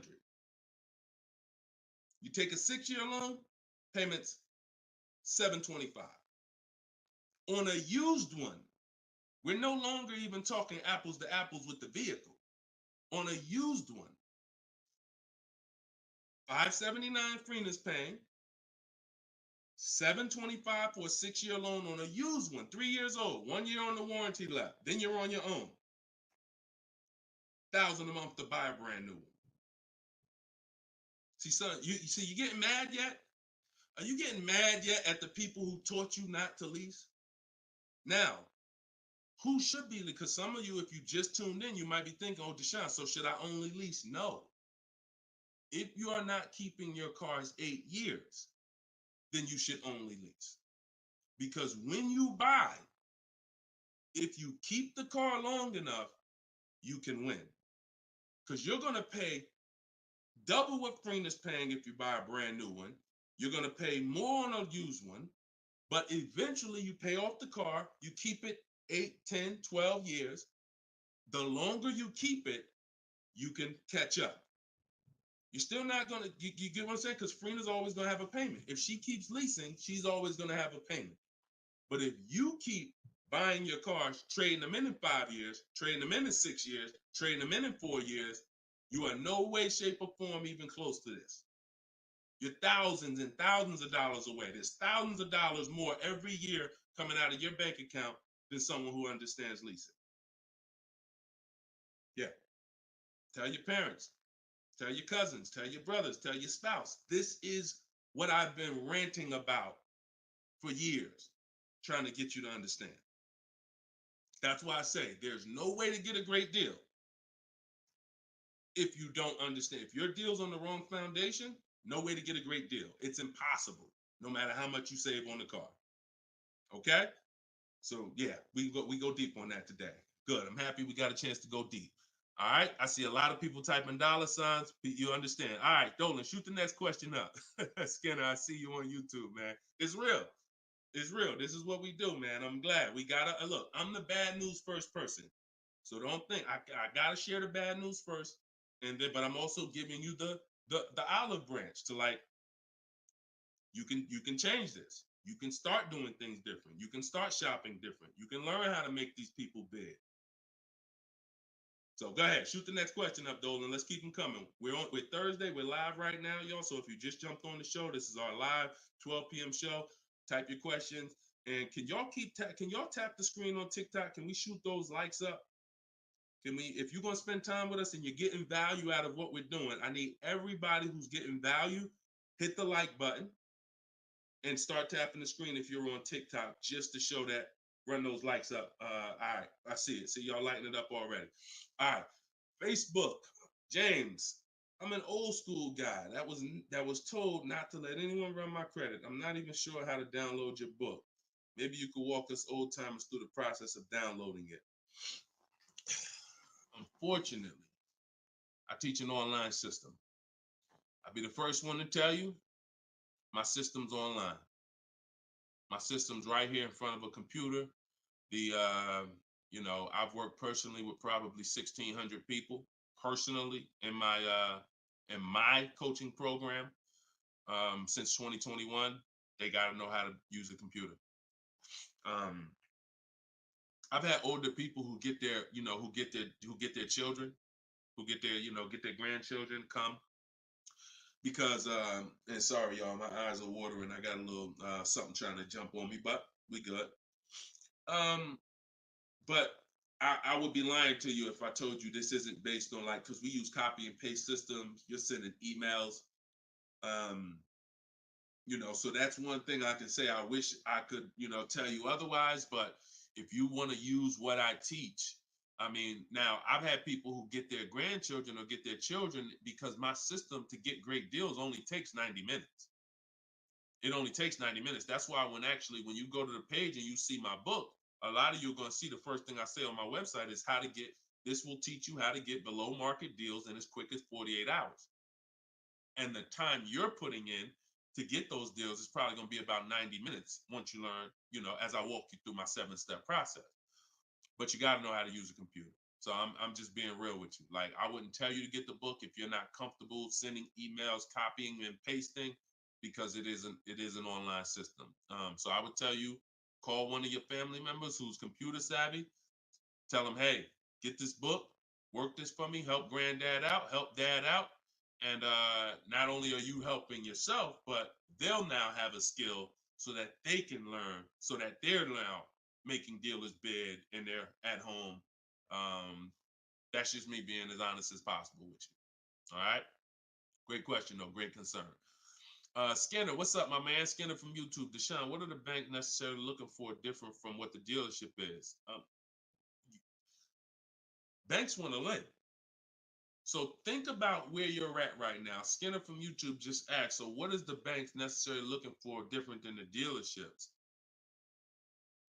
Banks, there's more banks around us that would want to lend us money to buy a car than we know about. So wherever your zip code is, the reason why I want you using the bank bidding war, which I laid out at the beginning of the show, if you just jumped on, you want to go to YouTube, you want to watch the beginning of episode 6, and I break down the bank bidding war. If you don't have my book, if you have my book, then you know the bank bidding war. Now, it's about letting the people who want to bid, because the dealers, here's the difference. It's your positioning. When a dealer knows you don't have any leverage, you haven't shopped bank offers, you're basically waiting for them to tell you what their bank said. Here's usually the conversation. What is the most interest? What is the highest rate you think they'll take? What is the highest rate that we can actually get them? And it might be 6.2, but at 6.2, we make some nice money on the loan. But that's not the best I could do. But I'm not going to give them the best I could do, because what sense does that make? I'm going to give you the most you're willing to pay. So if I go out and say, look, we got you 6.2, your payment's this. If you don't fight them, then that's what's going to happen. But when you have offers, now what you're doing is calling them and saying, look, I got 5.79 from my credit union, or 5.79 from this online bank. If you could beat it, then I'll give you the business. Not only does this make for a good relationship because you're giving them the opportunity versus saying, oh, I'm not letting you get the opportunity. This person has 7, 10 banks. You give them an opportunity, and this is how you guarantee the best rate. So it's not about they're looking for anything different. It's about positioning yourself so that the dealer is now trying to beat the rate you got versus what I just laid out 60 seconds ago when you don't have a rate in the conversation they're having. Leverage. Leverage. All right, that's the difference. One gives you major leverage to guarantee you're getting the best offer. One, you have no leverage, and so there's no guarantee. And you'll always drive wondering, man, could I have gotten a lower interest rate? That'll always be in the back of your mind. So we want to eliminate that. All right, great question, Skinner. Go ahead, Dolan. Next one. I don't see too many questions coming in on Instagram. Instagram, where y'all at with your questions today? We getting questions from TikTok. I see a lot of them. Let's go. Oh, there's one. Okay, Body by Michelle. When buying a luxury car with cash, when should I let the salesperson know? Okay. The process of what we teach doesn't change doesn't matter what you're buying. We've had people get Maseratis, get high performance BMWs. I know this works because bidding just works. So first thing you have to do, Michelle, is realize I need to get at least 5 offers, because we're so concerned with how we're going to pay for the car that we're not thinking about which dealer is going to sell us the car for the lowest amount. Now, some of you may have been taught every dealer has the same price. I got this clue when people started saying things like Nissan doesn't have good deals. Hyundai, the deal on the Hyundais right now are terrible. That's either coming from 2 things, and they're both wrong, that I want you to stop today. Looking at advertisements, commercials, because some people say, Deshone, I look at that, the commercial says that, I got to put down $4,000 if I want to lease that vehicle. That's an advertisement. It's not a deal. It's a custom thing they put together that they want to present to the public. It's not a deal. When you look at what I just showed you with Frina, when you look at Danielle's lease on her Audi A3. She's paying $550 a month, $44,000 Audi A3. She only put her first look. This is her words. Due to circumstances out of my control, I had to lease something quickly. So my program, I told you, as quick as 48 hours, you can get below market deals. This doesn't take days and days and weeks. I took the course last weekend, did all my emailing back and forth because she's in my video program. So I do have my book, and then I have that same book in a video program. You pick. Now, finalized the deal on Sunday, was finally able to pick it up. This is the details. $550 a month, first payment down. Included maintenance, gap insurance, all fees, taxes, registration, 12,000 miles per year. MSRP was $44,000. If we saw a commercial, or if we went on Audi's website right now, that is not what they're advertising for that car's lease. They're probably advertising $479 a month with $3,700 due at signing, plus tax and fees, which would end up, if you wanted to get to this payment, you probably need $5-6 grand up front. That, I'm telling you, stop looking at commercials. Those are not deals. We don't look at commercials to dictate what the deal's going to be. Nothing that I'm ever going to show y'all that people are getting learning from me is ever going to match a commercial. Second thing that people might be looking at when it comes to what they deem they can get for a car is going into one dealer. That's it. Going to one dealer. What's the price? Oh, wow, that seems high. That's higher than I thought it was going to be. And leaving saying, oh, man, Nissan don't got no good deals this month. No, that Nissan dealer doesn't have good deals. And again, you have no leverage. So the first thing I want you to think about, Michelle, is changing the way you shop so that you can forget about how you're going to pay for the vehicle. First paramount thing is to make sure that I'm getting 5 offers, because we've done the statistics. I got people all around the country shopping that report to me. 80% of dealers are overpriced. I'm telling you numbers that I don't want you to ever forget. 80%. That means out of 100 dealers, 80 are overpriced. 20 are the great prices. So you're not going to walk into a dealer and get a great price, because you have more of a shot of walking into an 80% dealer than you do a 20%. So you stay at home. You could do it my way, which is in my book, totally online. You use my scripts, use my templates, they're copy and paste. Or if you want to do it your way, you can call around and get several quotes. But you need to get at least 5, because you're going to be amazed how different the quotes are. One dealer's charging $550, another dealer's charging this, another dealer's charging this. Hey, that's a $5,000 difference. That's the way it should be. That's the way it should be.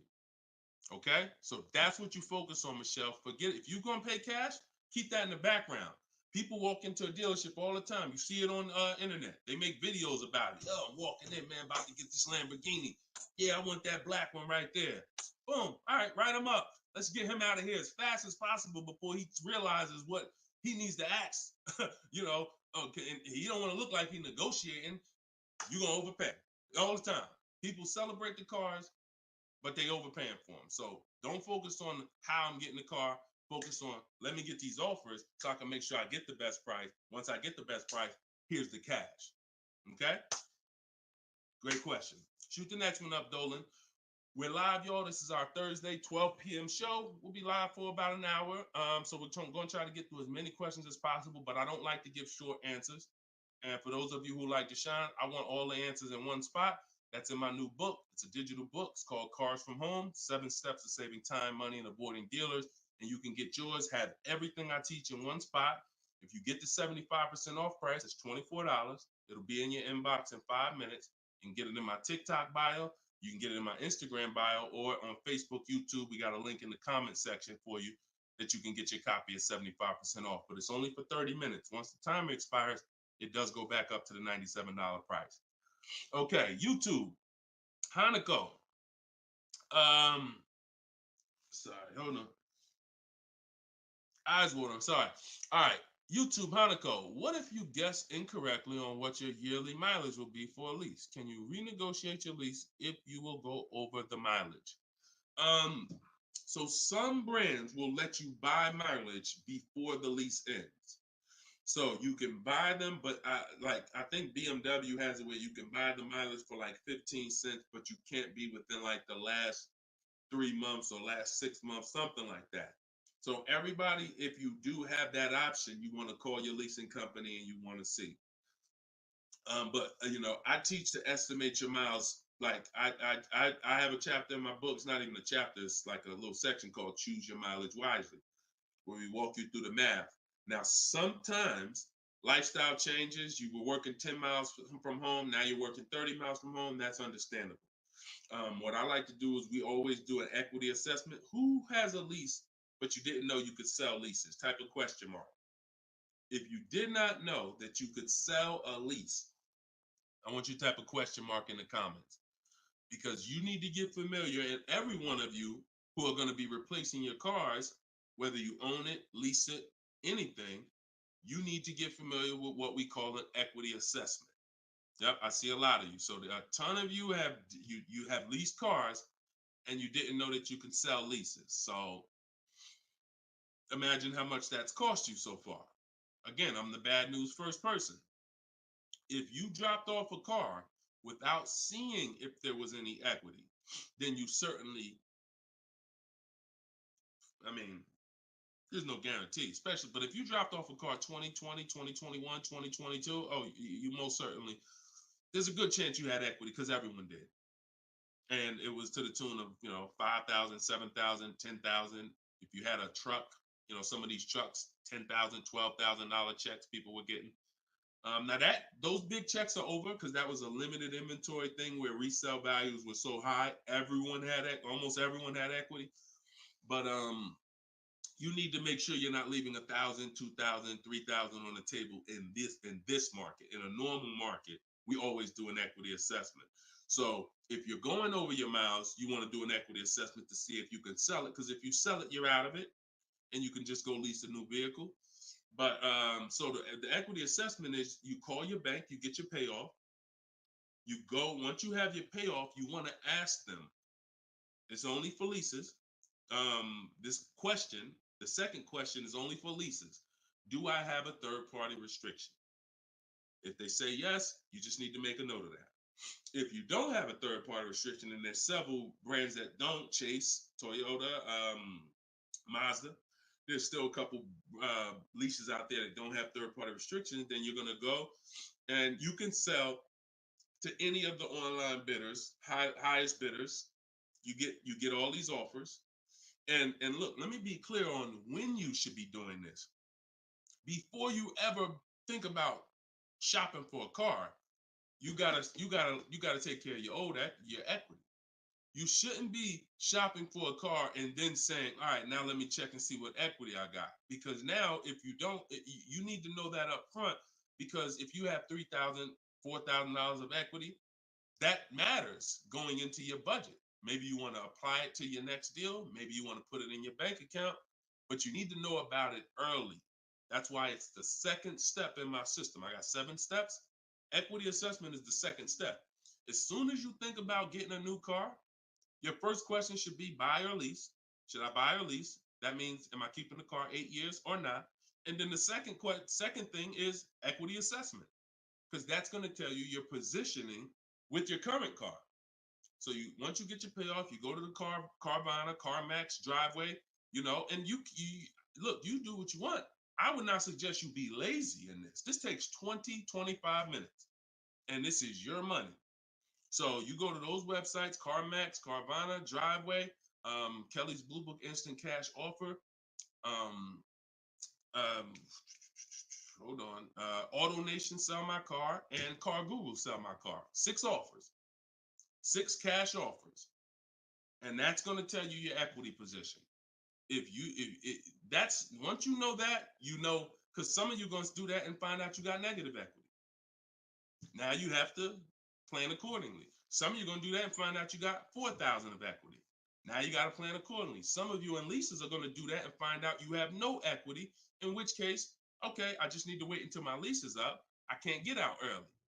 But so the equity assessment tells you how you can move to the next step. Okay? So that's what you focus on. That's what you focus on at this particular step. Okay? Go ahead, shoot the next question up, Dolan. All right, we're getting a lot more. I'm gonna try to get through. I'm gonna try to go faster, but go ahead, shoot the next one up, Dolan. This one's Instagram. That's my man that I said I didn't want to butcher your name. Might even be a woman, so I'm not even gonna try to pronounce the name, but my lease is up in 6 months. I would like to lease again. Is my current lease going to hurt me when trading it in? Equity assessment. I'm glad you asked that. Equity assessment. That's the game. That's the game. See, those are the questions that gets answered with the equity assessment. Is my lease going to hurt me or help me? Do the equity assessment, and you'll know. Now, if you have a third party restriction, then we can't sell direct to these online buyers. We have to sell to a local car dealer of the same brand. So I have a script in my book where I walk you through talking to used car managers so that you can actually sell your car locally to them. You're selling a 2 or 3 year old car, usually good mileage for most. We need to sell that car to a local used car dealer, but we are still getting bids. We're not walking in. This is what a lot of people did. You may have did it. Man, I got a third party restriction. I'm gonna just walk into the dealer. hey, yeah, look, I know I got equity. You don't realize how you're making it hard for someone to even help you because you don't know how much equity you got, and now you're coming in and you're not really saying what you know. When you're at home and you're talking to managers, you're talking to people and getting offers for that car, you can speak intelligently. And we only talk to used car managers in those cases. But that's only if you have a third party restriction, because some people, another thing they were doing is buying their cars and then turning around and reselling them. Reason I never do that is because, and nobody who's listened to me, even throughout the pandemic, I don't think we had one person do that, is because when you buy, you pay taxes, you pay fees. So yeah, if I had 5,000 in equity and then I buy the car and resell it and then I pay 4,000 in taxes and fees, by the time the title gets to me and all of that, I might break even. When we sell direct to a used car manager, a local dealership, we don't pay those fees. So although they might not pay, they're not going to pay as much as CarMax, Driveway, and any of these online bidders, we still get offers from them because we don't have to. They're not going to pay those fees. We're not. Those fees aren't going to come out of our profit. Okay. Equity assessment. Again, D. I'm gonna just call you D. Go ahead. Next question, Dolan. Exactly. Exactly. Auto advisor. Equity assessment. How'd you come up with the auto advisor? That's so funny. I'm just not used to seeing, I'm not used to seeing anything that says the auto advisor unless it's there's a lot of Deshone the Auto Advisor accounts going around inboxing people to buy crypto. I don't do anything but car education. So if it ain't about Cars from Home, my book, if it ain't about Cars from Home, my video library, it ain't about my coaching program, then it is not me. Stephanie from TikTok. So you can ask any lender, even if they don't work with them directly at the dealership? Absolutely. These people lend money. They don't care about selling you a car. People that lend money want to give you a loan. Good question. Absolutely.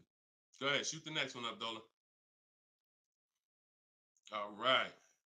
Everybody getting value out of the show so far? Type dollar signs. Let me see the dollar signs. If you're enjoying and you're getting value out of this show, by the way, for those of you who just came, this is live. This is our Thursday live show. We rebroadcast these shows throughout the day, so that everyone can rewatch them. So you might see a rebroadcast, but Monday, Tuesday, Thursday, and Friday, 12 p.m. and 3 p.m. is when we're actually live. So when your coworkers, your family is talking about car shop, you want them here 12 p.m., 3 p.m. We're actually live Monday, Tuesday, Thursday, and Friday, Eastern time.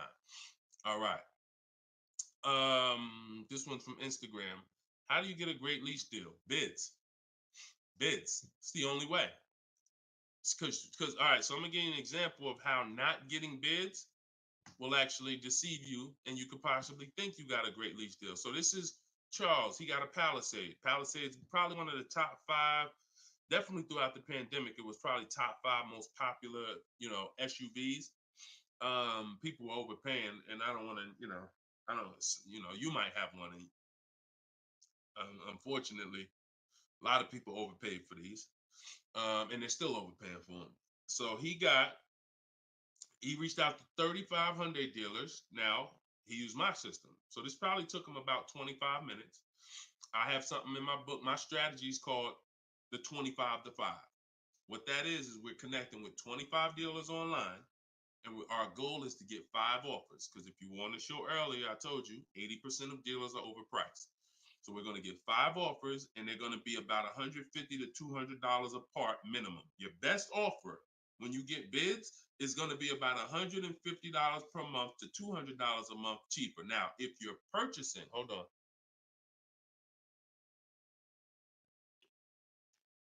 All right. Now, if you're purchasing, you're going to see, for those of you who are buying new cars, because we have several people that do that, you're going to see that there's about a $5,000 difference minimum between your best offer and your worst offer. So let's say I was buying this Palisade. When I get my bids, my best offer to my worst offer is going to be close to $5,000 difference. That's when you know you're doing it right. because we get below market car deals. Some people get market value car deals. Some people pay above market value car deals. Depends on the skills they have. So he got bids. He did this, used my system. Took him probably 30 minutes to reach out to 35 dealers, maybe 25 minutes, and he got 10 quotes. Offers range from 1.23 to 1.66. Now, that's what that's what I'm telling you. The 1.26 lease that he ended up getting a 1.23 because we always send a counter offer. I have a calculator in my book where you put it in. We must send a calculator. We must send a calculator. We must send a counter offer. So he ended up closing the deal at 1.23, all online. Never spoke to the dealer until he was ready to lock up the deal. But see the difference, 1.23 to 1.66. That means he's looking at offers. His best offer was $597 on a $48,000 Hyundai Palisade. His worst offer at 1.66, that same 1.66 divided into 48,500. Hold on. 1.66 times 48,500 would be about 700, 900, call it $800. So he's getting offers. That's when you know you've done it right. So to answer your question, Tobo, how do you get great lease deals? Bids. It's the only way. It's the only way. So his best offer is $597. The worst offer he saw out of all of them, he got 10 of them, was $800. Same vehicle. 80% of dealers are overpriced. Okay? Must get bids if you want to get deals like this. Only way. All right? Shoot the next one up. Now, look, hold on real quick. I want to say one more quick thing. Until you get bids and you have enough bids, you might think you got the best deal, but you just don't know what the best deal is. See, you're going off your gut. If you're going off your gut, look at Kimberly. Kimberly saved $20,000 on her Maserati. It's a $91,000 vehicle. She posted, the one she ended up getting was 91 because a dealer near her ended up beating this offer she had, but it was an $86,961 Maserati. They offered it to her for $66,261. So they're taking 20 grand off.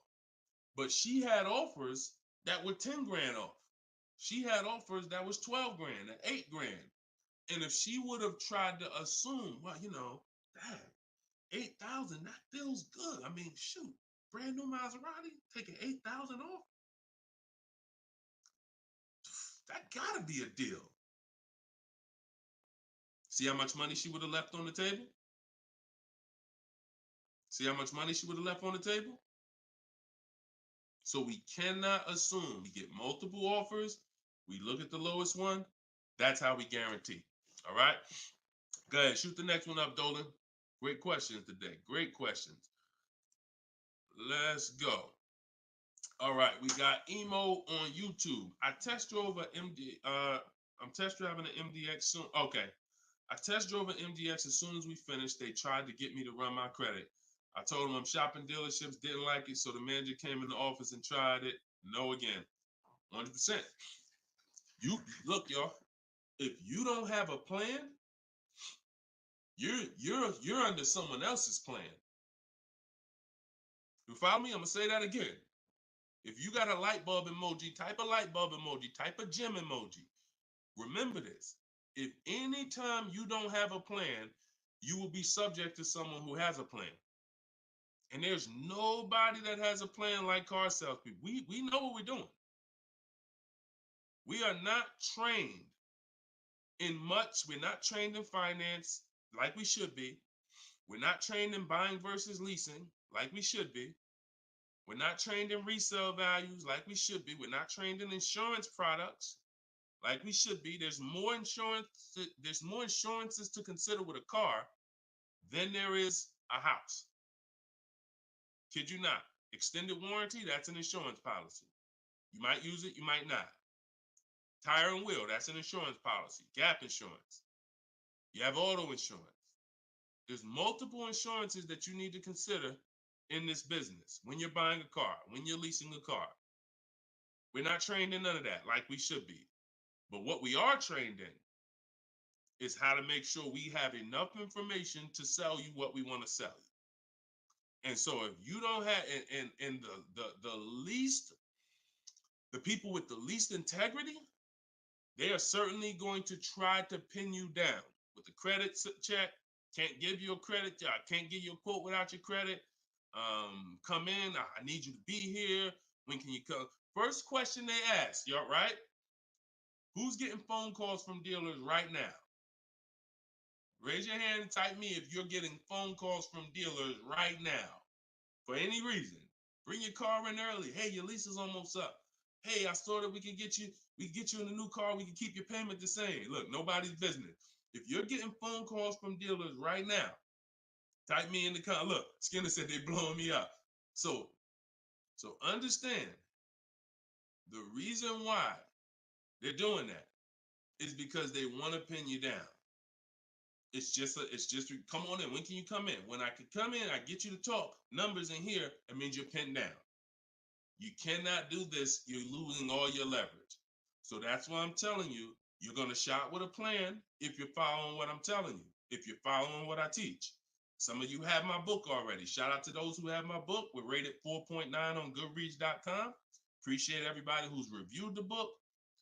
You can get yours for 75% off. It's normally $97, but in my TikTok bio, 30 minutes only, you can get it for 75% off.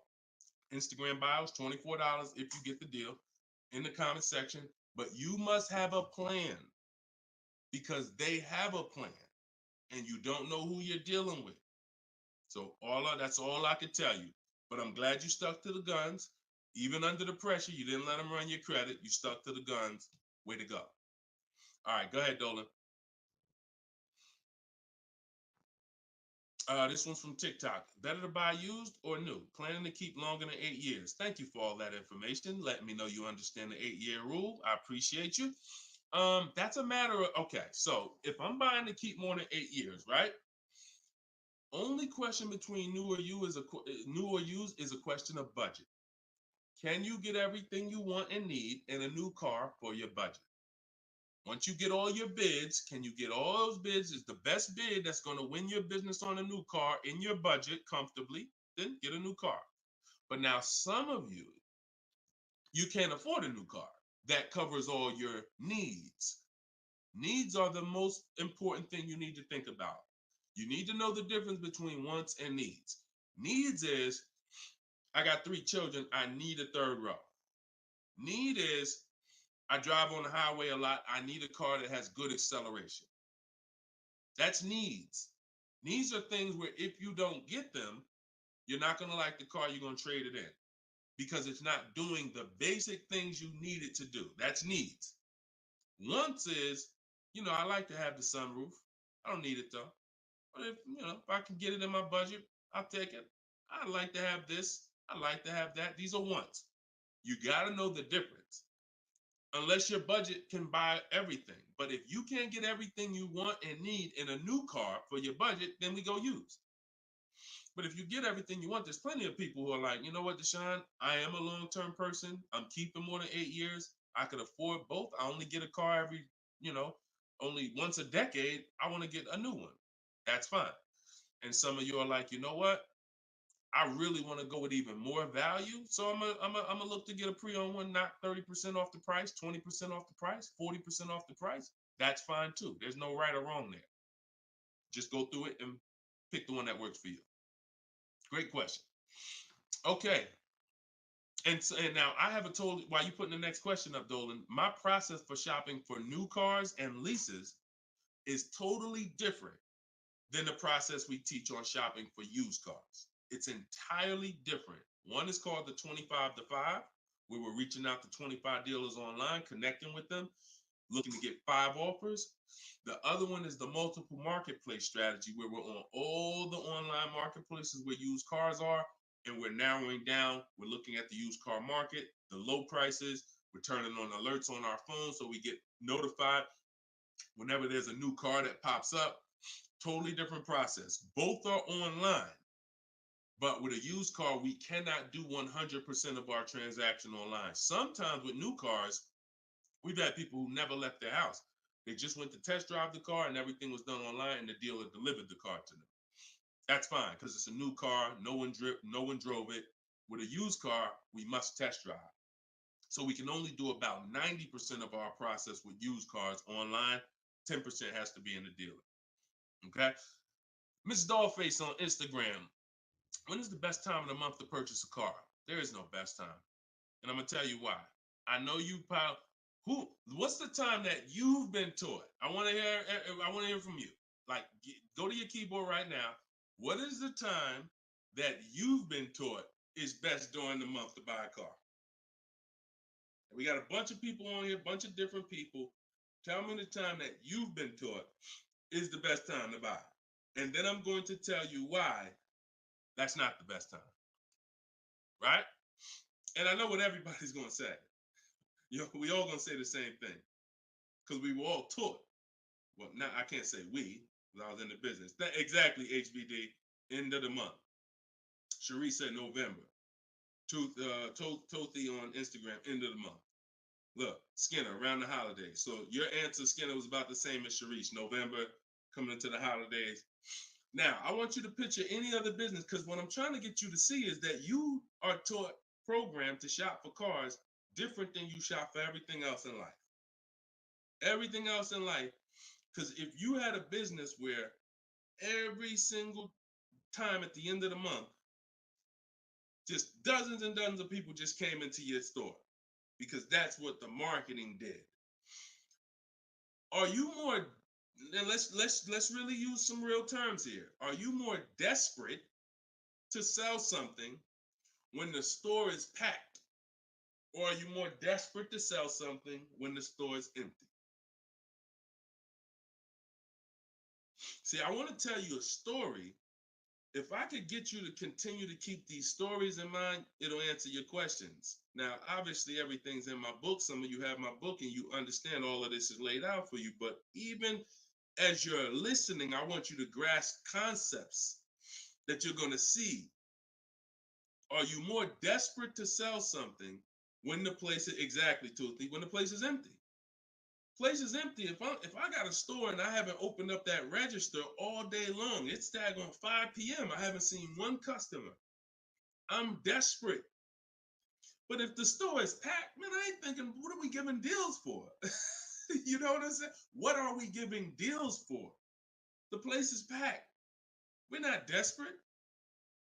So the marketing is great.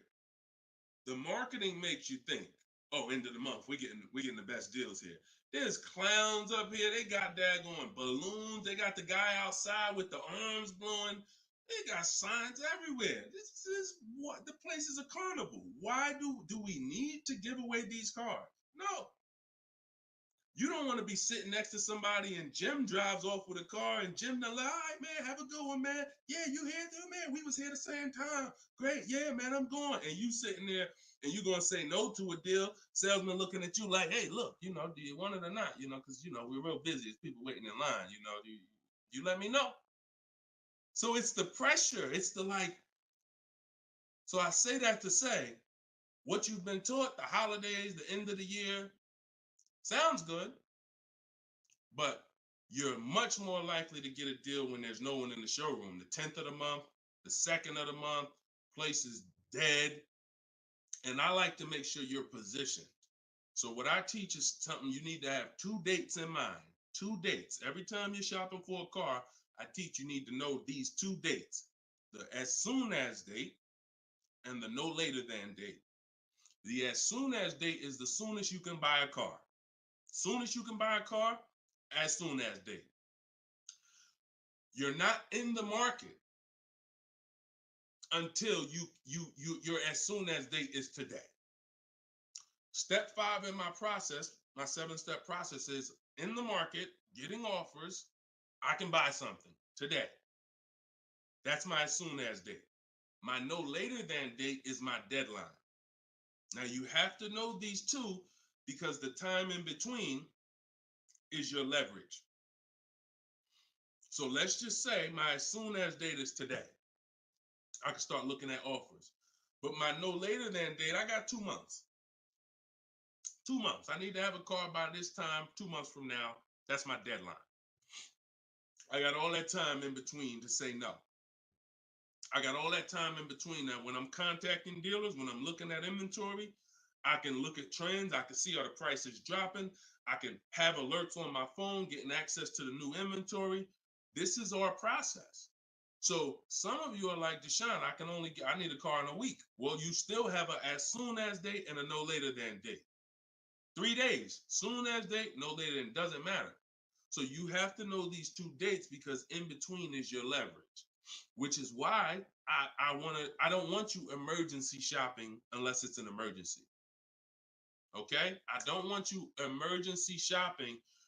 Don't get into the habit, don't stay in the habit of emergency shopping. Oh, I'm going to put it off to the last minute. And then, oh, I got to go into the dealership. Oh, I need a car this week. All of that is working against you. Now, if you can still get, in fact, when you go to my website for my book, you'll see it says below market deals in as quick as 48 hours. But the more time you have, the more time you have to say no. Programs change every month.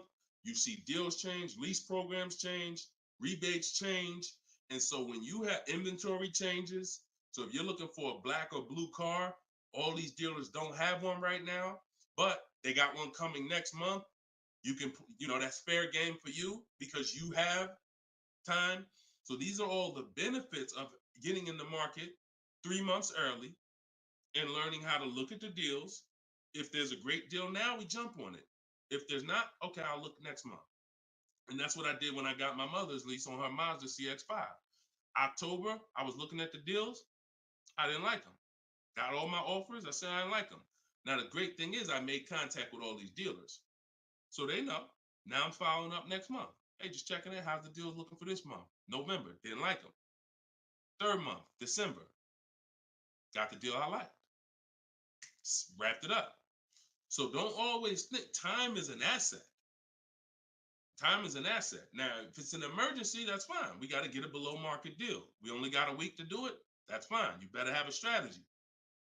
But if you have the luxury of time, we use that to our advantage. So I wouldn't say there's a best time of the month to purchase a car. But if you're in the market and you're positioned, here's another thing you're positioned for.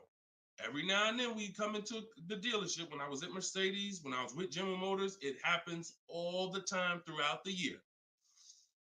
It could happen on the 10th of the month. It could happen on the 12th of the month. It could happen on the 8th. We don't know when this is going to happen, but this is the conversation I'm about to give you a behind the scenes look of exactly what happens and why I want you to be positioned. We come in, they look at the numbers on the board. Sales manager looks and says, man, we got 20 cars sold for the month. We are way behind our objective. All right, listen, call everybody anybody you got, anybody that's real, anybody that's a real buyer, call them. We're not turning down any serious offer today. You want to be the person that's positioned. Hey, Jackie, and they're usually emailing us because we don't talk to, nothing that we do requires talking to salespeople. So they be email, hey Jackie, hey, it's Ray over at such and such. Were you still looking for that car? Have you found it yet? No, okay, I know the quote I gave you before was $550. I know you wanted to be here, but my manager said, listen, we'll take any offer today. We really want to move a car. See, you were taught that only happens at the end of the month. It doesn't. You got to be positioned. You got to be positioned. And so that's the luxury of time. So this is what it is, y'all. I want you shopping with a strategy. Like, this is what I want you shopping with. All of this is in my new book, Cars from Home, 7 Steps to Saving Time, Money, and Avoiding Dealerships. Learning the science of making dealers and banks bid for your business while you sit at home, getting below market car deals in under 90 minutes. And you can get your copy for 75% off in my TikTok bio, in my Instagram bio, or you can click in the comment section on YouTube and Facebook. We got a comment pinned for you guys. Or if you're watching us on TV, you can scan that QR code with your phone. Get your copy, use it, use everything in it. I'll walk you through everything in there. Leasing is in there step by step. Purchasing new cars in there step by step. Purchasing used cars step by step. High mileage drivers, I got 2 strategies for you. If you're a short-term high mileage driver, everything's in there step by step. If you have credit issues, I walk you through step by step. So get your copy. We are back live for episode 7 at 3 p.m. And like I said, this is not a rebroadcast. We do these live shows Monday, Tuesday, Thursday, and Friday, 12 p.m. and 3 p.m. So we'll be back for our next segment in a little bit if you want to join us. If not, tell your friends about us, and we look forward to it. We always look forward to the people who are ready to change their life, empower themselves, stop shopping like desperate victims, begging people to help you, begging people to give you a car, begging people to help you. Please, can I get no money down? Going in with wrong information. Down payments are illegal. All of this stuff that is just totally terrible. It's no other way to put it. It's just terrible. I want y'all shopping different. I want you empowered. I want you in control. I want you leaving a dealership guaranteeing I got the best price. Sending me email, Deshone, look at this deal I just got. I got all these offers. Look at this used car I just got. I got 40% off the brand new price. That's what I want you emailing me. Empowered, and that's what we're going to get to. God bless y'all. I see y'all on the next segment. Shout out to everybody.